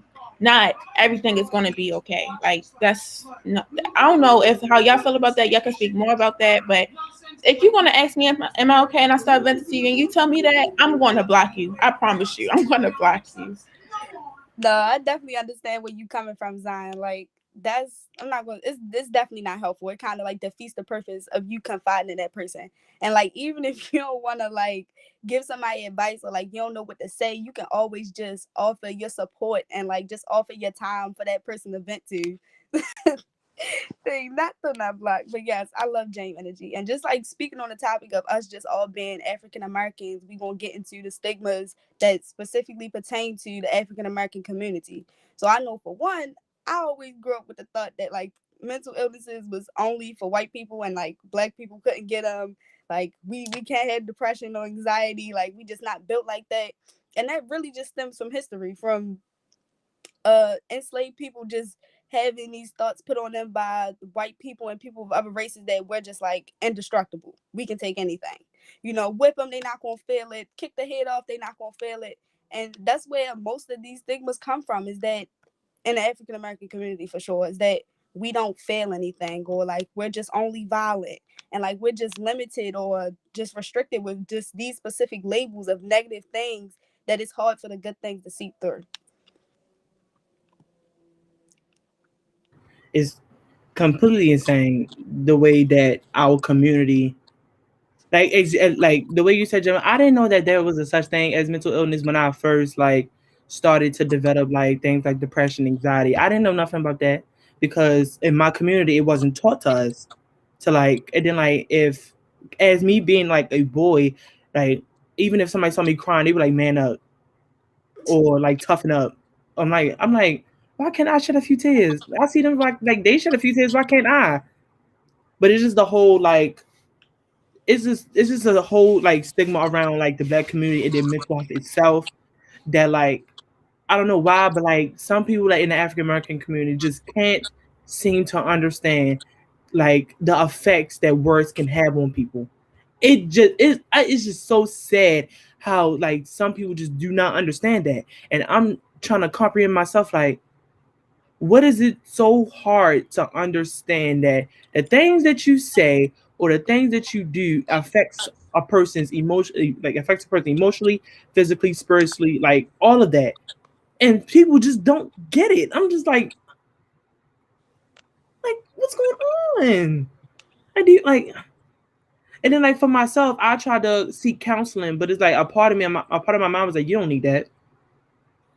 Like, you don't need it." And I was like, "I do need it," and that stems from like trauma and childhood trauma that I've been through to make me even believe that I don't need help. Everyone deserves help. Anything that you're going through, everyone deserves help. And by the way, Ty, I love you, baby. You're in my heart. I love you. But like everyone deserves help, and it's sad that our community isn't even set up to give help to people that actually need it. They want to give it to these white folk. Listen here. White folk got enough. White people have a whole enough. They have a whole shebang going on. Let us have ours. Jesus Christ, y'all always trying to steal everything, our culture, our style, our swag. But now over trying to, like, dang, can I get a therapist? At least a black male therapist. I've been looking for I cannot find a black male therapist to save my life. And I don't know why. But it's like, it's just something that need to be changed within our community and within the economic system as a whole for us to be set up to as though, like, if we are in trouble, we deserve to go seek help. Like, we shouldn't have to deal with certain things by ourselves.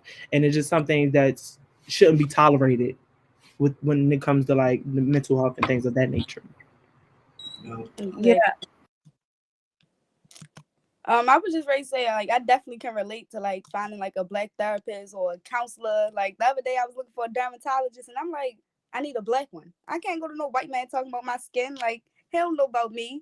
So it's just like we need more things that pertain to us, and like just breaking these like generational stigmas that get passed down. Like, oh, if she quiet, she's sneaky, or you can't go over this person's house because I heard about their brother. Instead of saying, what is actually going on and explaining to youth and kids like what people are experiencing and telling them what mental health is, instead of just leaving them in the dark and saying like, oh, your uncle, he crazy, you just gotta stay away from him, like don't go near him during a cookout.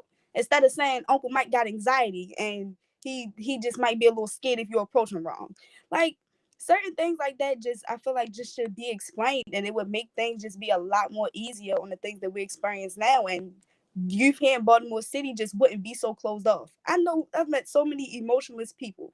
I'm one of them. Just so closed off, don't want to open up. And my family said themselves, they be like, I'm not gonna y'all stay in here. But they be like, Gemma, you so emotionless. You don't ever feel nothing. And it's because I was raised like, don't talk about the stuff outside the house. Don't do this. Don't say that. Can't feel like this during this situation. You can't do that. And it's just like these restrictions just don't help. And we're not going nowhere if we keep limiting ourselves to be in these bubbles and just live in these stigmas. Exactly. And then when you like get older, where you're able to quote unquote understand what you're going through, it's why you don't talk to me no more, this, that, and the third. But the things that you said to me when I was 5 years old, the things that you did to me when I was 5, and now you want to talk to me, now you want to try to understand me. What's your purpose then? Like, and then it's like sometimes I try to talk to you, then it's like, oh well, you shouldn't feel this way. Don't tell me how I shouldn't feel. That's not what you do. You can say, okay, how can we fix this? Or why do you feel this way? Don't say, oh, you don't go through this, that, and the third, or I provide this for you, so you shouldn't be feeling that way. That's what you cannot do. And then when it comes to people, like when it comes to like standing on a youth perspective, you can't tell people, oh, this is what you did wrong or something like that. Try to understand why they did this, why they reacted the way they did to something, because we've been through so much that we probably don't even know about each other. And it's just like, if you say something and somebody going off, don't say, oh, well, I felt this way when you did this. Ask, what made you react this way to what I said? Because it's something that they went through their childhood, that they heard through their childhood, that made them react to that way. So yeah. Yes, I could definitely relate to both of y'all, because I mean, Gemma, I was literally having this conversation with my father every day, and he looked at me and was like, you just don't show no type of emotion no more. I'm like, what? He said the only type of emotion that you show is happiness and irritation. I'm like, cause y'all keep getting on my nerves. Like, as long as y'all continue to do the things that y'all do, and now I'm at the place where I understand what emotion to show at certain times, because I don't want to, like, you never let nobody see you sweat. True. But like, it's just something like certain emotions that you show at certain times, and I just be like, I show when I'm happy. Of course, I show when I'm happy. Smile. But it's like when I'm sad, that's one thing. Like I think all of us need to work on. Like when we're sad, we should be able to go and talk to somebody instead of like, all right, nobody wants to be burdened with our problems, so we're going to deal with it ourselves. The more you deal with things and stuff, the more that you're going to feel like you're alone, because you always been in that position where you've dealt with everything yourself. And then when you get in like serious situations and you want to deal with them yourself, sometimes dealing with it yourself makes things worse. Like, I hope people know that. Like, sometimes dealing with certain situations, like even with the police and like anything of that nature, because Black, anything with the police like that, seek help. Like, go to your parents. Like, I understand like some people don't like going to their parents because that they're gonna get in trouble. But baby, I'd rather get in trouble with my parents than with the police. I'd rather get in trouble. Lord Jesus knows. I'd rather get in trouble by the police than I'd rather get in trouble with my parents than the police.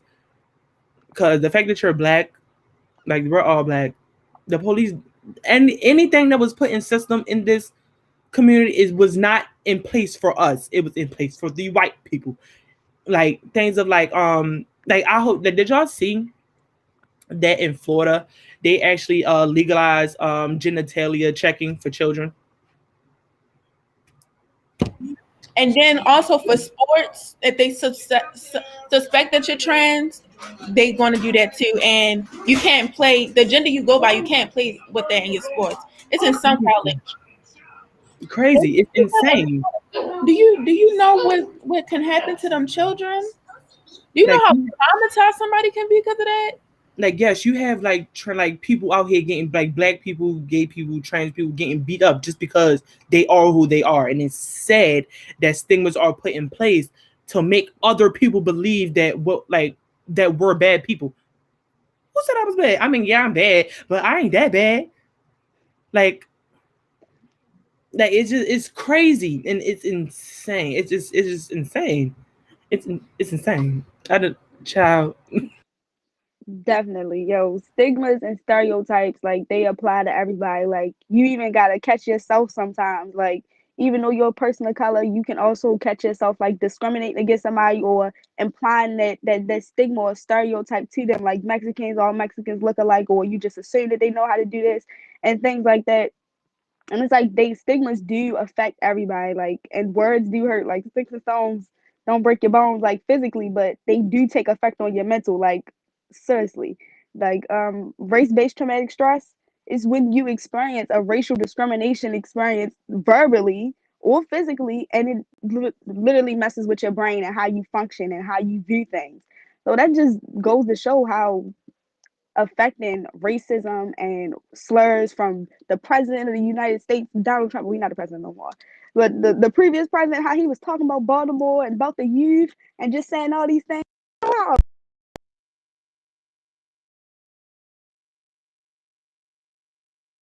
If somebody called you, you might have to. If somebody called you, your voice it's not gonna come back. I tried it. Oh Lord Jesus. Okay, but what was I to say? But yeah, Trump gonna get his. I'm gonna just let that be known. Trump gonna get his. Trump gonna get it. Yes, and then I know for me, when I was little, I said so many stigmas. I'm being like so transparent because I know I had this Asian student in my class. I was like, "Oh, you must be smart," because that's what I was taught. The way that Chinese people, Asian people teach their kids when they go to school, they going to school all day, every day. I'm doing this, that, and the third, and I'm like, "Oh, you must be smart. You want to work together?" Something like that.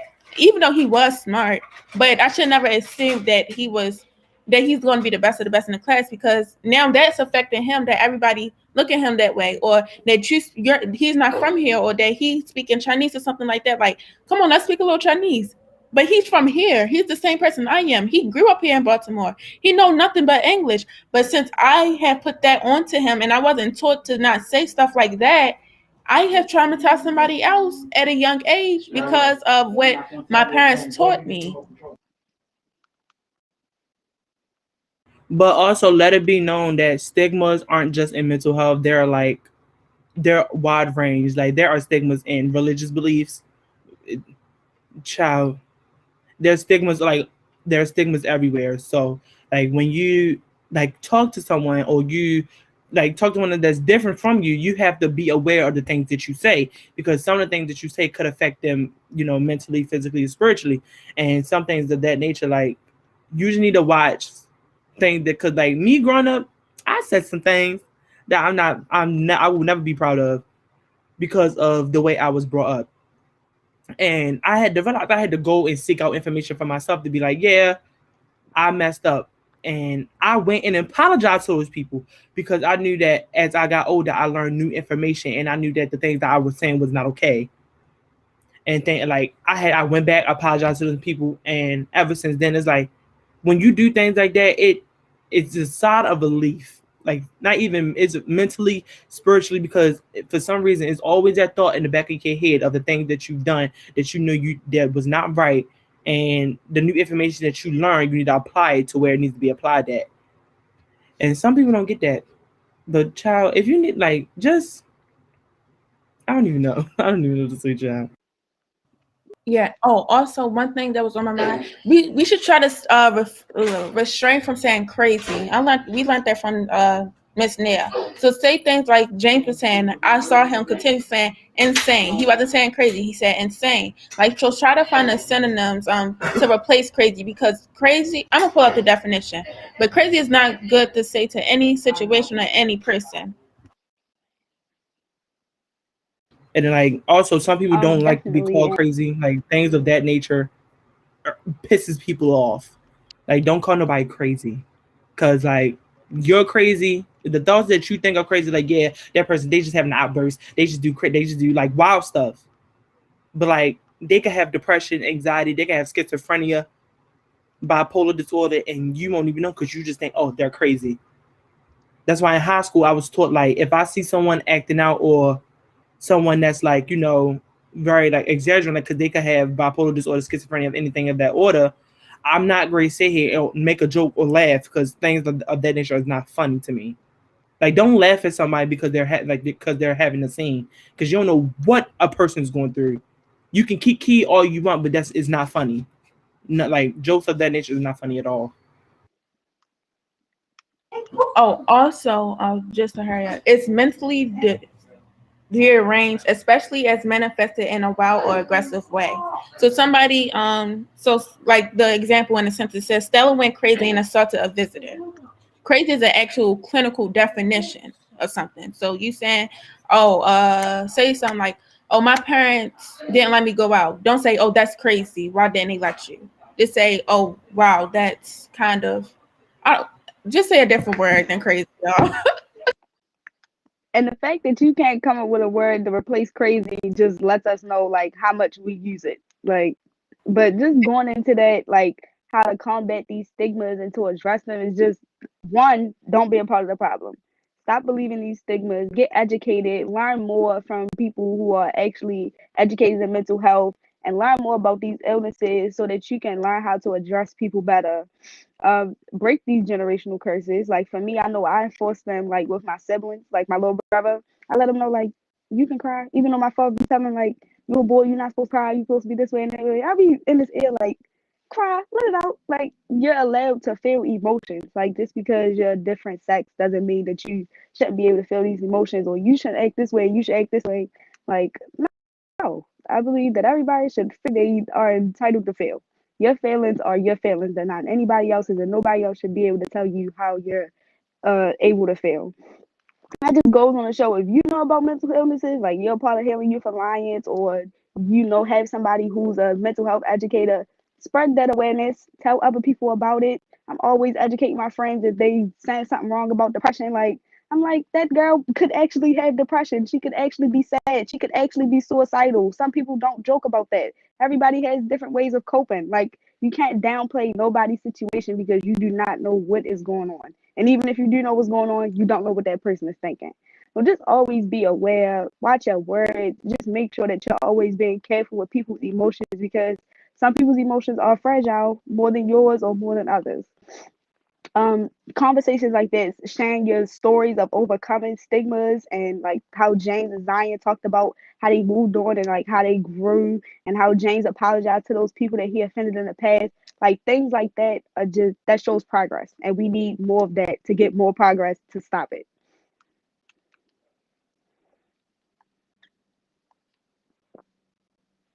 Yeah, yes, because girl, you was hitting the nail on the head, girl. You knew what you was talking about. And it's really insane on like how also educate your parents on mental health and stigmas, because child, because sometimes the things that you had developed, like pushing stigmas onto other people, they were given to you by your parents because they are who raised you. When you start learning things about mental health, you share information like that with like people you love, like your parents, especially if you're dealing with mental health yourself, because that gives them access to know how to carry certain situations when you're dealing with your own mental health crisis.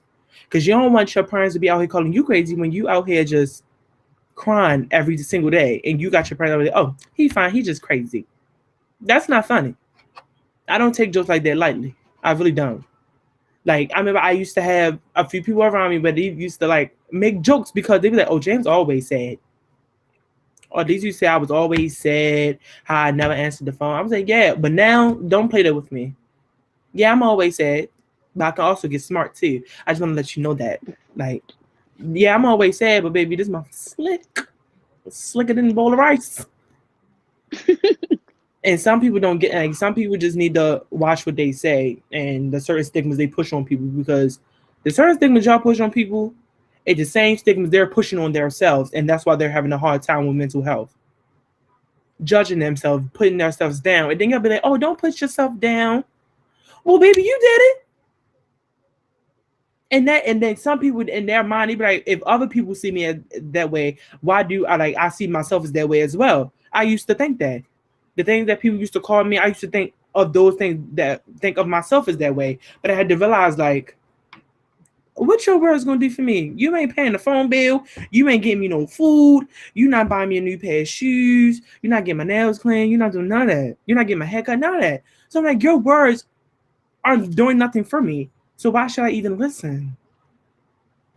Like, yeah, it's just crazy. It's insane. Apologies.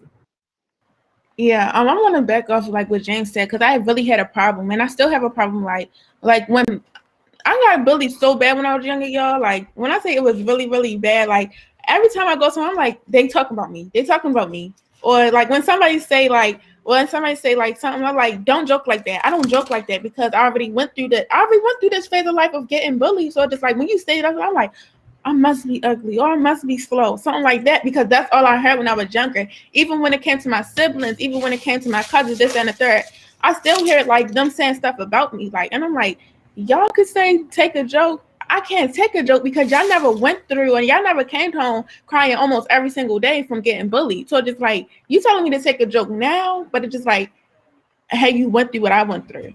You haven't.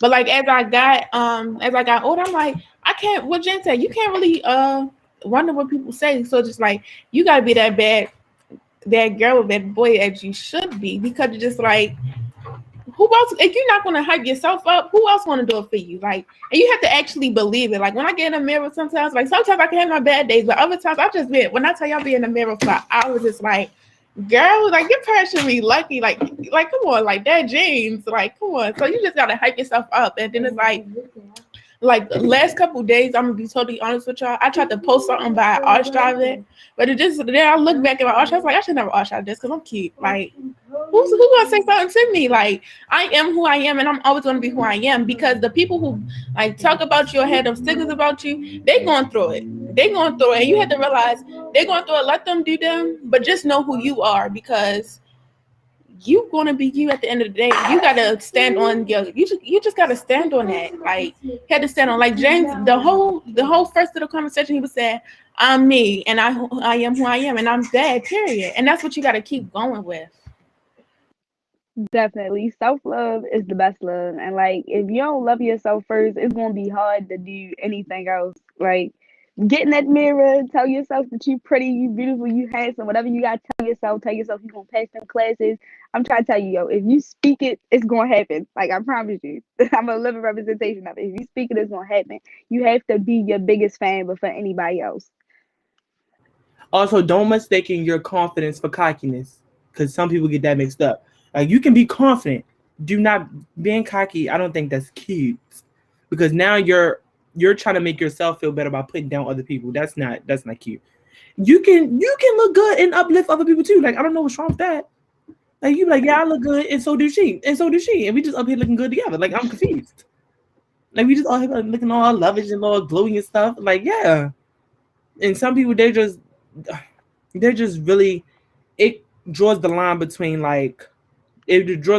disrespect. Because now I feel like if you're being cocky to it, you're trying to disrespect me. And I don't take disrespect lightly. Like, I know I got a little attitude problem, whatever. But, like, I don't take disrespect lightly. So if you give me disrespect is what you get. But also, you got to have that back in your mind. Like, they're going through something as well. And all you can do is pray. All you can do is pray for that person. Because they're trying to take out that ego on you. And you have to have the power within yourself to, like, just look at them like, I'm going to pray for you. And you don't even know, they can go home and just sit and think about that all day. And be like, is they really praying for me? Like, the things like that. Yes, I haven't had it before. I looked at somebody and was like, I'm going to just pray for you. Because you coming at me, I hope you're not affecting nothing over here. It seems like it's getting a little rowdy over there. So I was like, okay, I'm going to just pray for you. And I'd say about a year and a half later, we were actually friends. It was crazy. But like, just be aware of how you carry yourself and how you talk to others.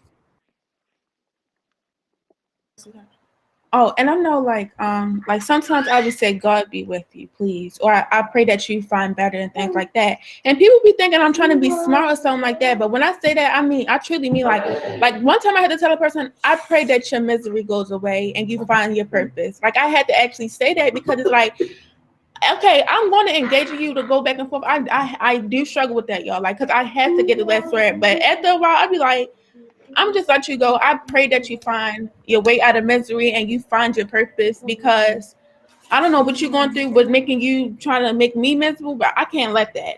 So just you have to, it's like you have to do certain things or say certain things for people to like to have a wake up call sometimes. Like, don't be negative about it. Just be like, okay, you're doing this, and I hope that you find your way out. I really do. I don't know what you have against me, but this is what I'm about to tell you. You need to find your purpose, because I feel like if you don't know your purpose, you don't know anything about yourself. My thing about it is, like, if you don't know your purpose, you're going to try to bring other people down. So when you know your purpose, you a part of yourself, and you just like, okay, I'm gonna do this for myself. I got this going for myself, and I'm gonna keep going, because I know for me, I used to be miserable, y'all. I used to be so miserable. I would just talk about people because that's what people did to me. But then last year, I found my purpose. Now I'm doing all this stuff, got all this stuff going for myself. Now I got people hating on me now. They got something to say about me now, but since I know my purpose, I'm not letting that affect me, and I'm still getting on these meetings every single day. I'm still joining school. I'm still doing my work because I found my purpose. You have to find your purpose. Definitely finding your purpose and just being true to yourself and making sure that you're being authentic and being who you really are is just one of the most important things ever. Like, don't be out here fronting for people. You trying to be in this friend group, you trying to be cool with this person, trying to be cool with that person, and you gonna act this way. No, act the way you need to act. Find your purpose. Find what you need to do to make sure that you're successful in life. What's gonna keep you going? Because at the end of the day, you're not gonna be paying nobody else bills. You take care of nobody else. You gotta take care of yourself. So, like, put yourself into being aware of other people, but make sure that you're also tending to yourself. Making sure you're finding your truth, finding out what works for you, making sure that you're not promoting the wrong things, or that you're not being true to yourself and hanging with the wrong people or doing the wrong things. Everything is not for everybody. If that's not for you, don't do it. Literally. So just be true to yourself. Stick to what you're gonna stick to, and be honest with yourself and the people that you're around. Yes, I just have one point to make because I know we ain't got long left. But authenticity. Don't try to find a personality off of Instagram, because Jada Wade and Ari they're in Los Angeles, baby. You're in Baltimore. You have to have a mind of your own. Let me say it again. Authenticity. Be original. Like, yeah, because I know that some people that start businesses, they be like, I don't want to sell that. Everybody's selling that. But it's not what you sell, it's how you sell it. You deliver it different, people will receive it different. And then, like, sales. It's all about how you carry yourself. You have to be authentic and original and be proud of who you are, to the fact of that people will accept who you are and be rocking with you. Just like a flow. What Aaliyah said, rock the boat. Yes, they will be rocking the boat with you. You just have to be authentic and know that your purpose here. If you don't have a purpose, I suggest you go seek one, because you don't want to maneuver through life with no purpose. It's going to be kind of hard. But once you find your purpose, I tell you, life will be it won't be at ease, but life will be a little bit weight lifted off of your shoulders, because you know that you have a goal that you're trying to reach. And once you reach that goal, you'll feel so proud of yourself. I'm trying to tell you. But we do have some questions for y'all today to drop in the comments or whatever. So our first question is, did you guys learn anything new today? If you guys learned anything new, just drop it in the comments. You know, we want to hear some things. I hope we taught y'all something. Yeah, I hope we did a little something, a little spice, paprika, Mrs. Dash. Just a little bit. Exactly, little obey, little hot sauce. And we hope we did something. Just a little.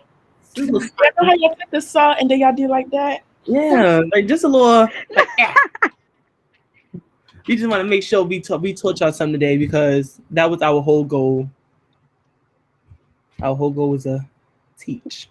Let me see. Oh, thank you, Camry. Thank you, girl. Let me see. If y'all didn't learn nothing new today, what's something y'all gonna take with y'all?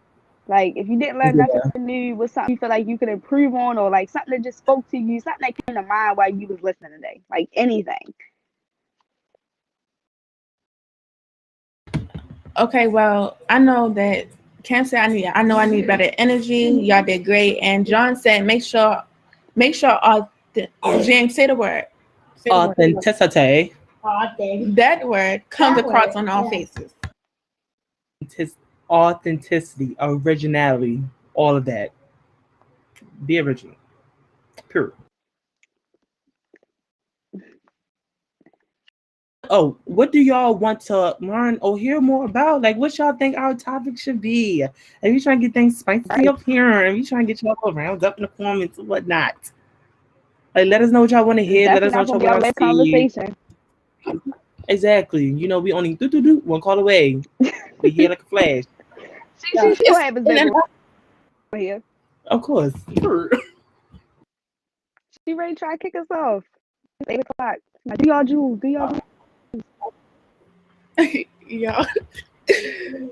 All right, so my jewel is you can't blend in when you were born to stand out. You can't blend in with others when you knew that your purpose in life was to stand out. Be colorful. Be bright. Because some people are just dull. So, love you guys. My jewel is finding your purpose, because once you find your purpose, then you know yourself and nobody can take your purpose away from you.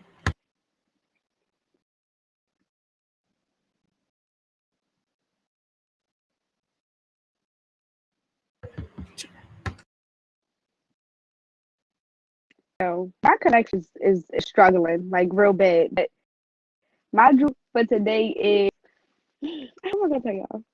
My jewel for today is to not assume someone's situation and to address everybody as sensitively as possible and just take everyone's feelings into consideration.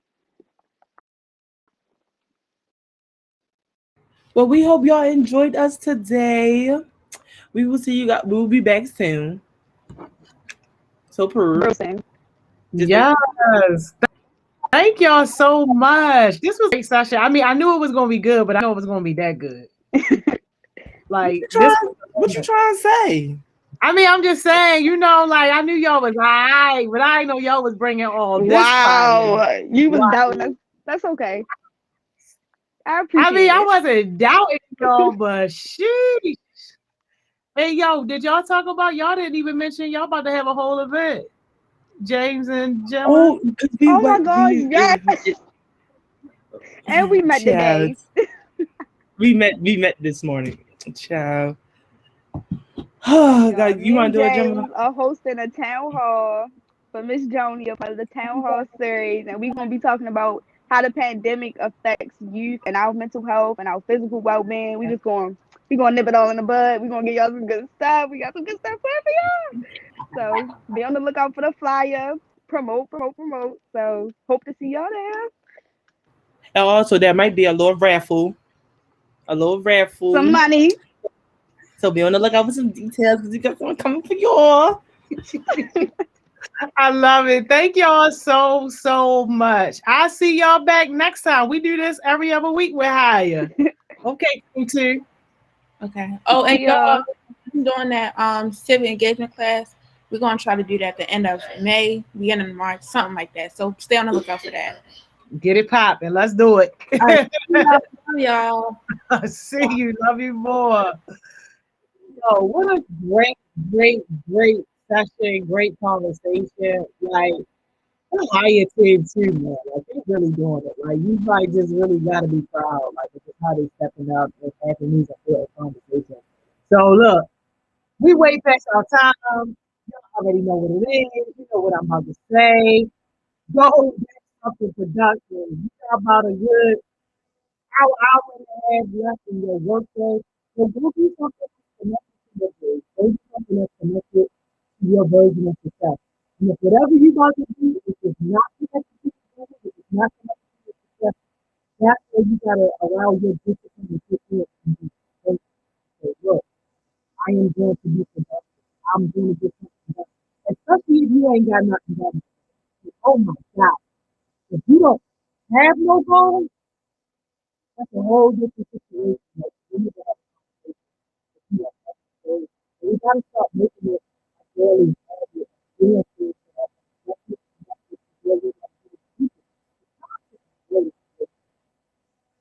time is and before you know it, a year, 5 years, the last thing I want anybody that's connected to our situation is for them to be in a future situation that this is that going that they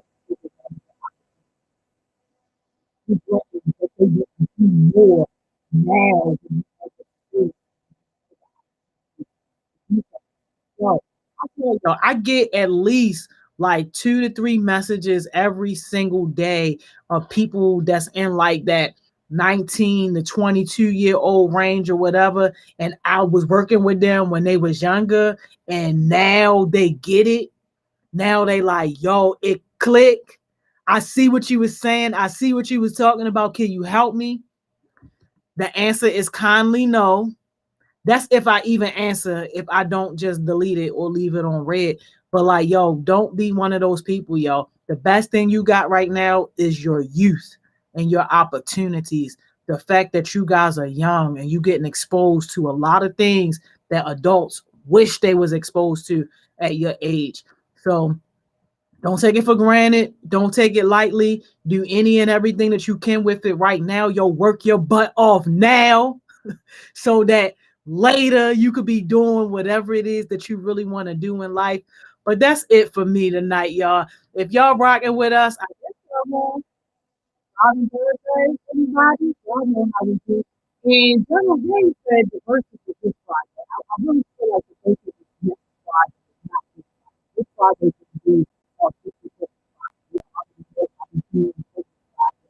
so I got the General Gates secretary that I'm pretty sure the first is going to be next Friday. We can all the way. But all right, y'all. Now let me do this one more joint, y'all. Y'all already know what I'm about to bust on, y'all. Let me do this one more joint and then we out of here. I see y'all.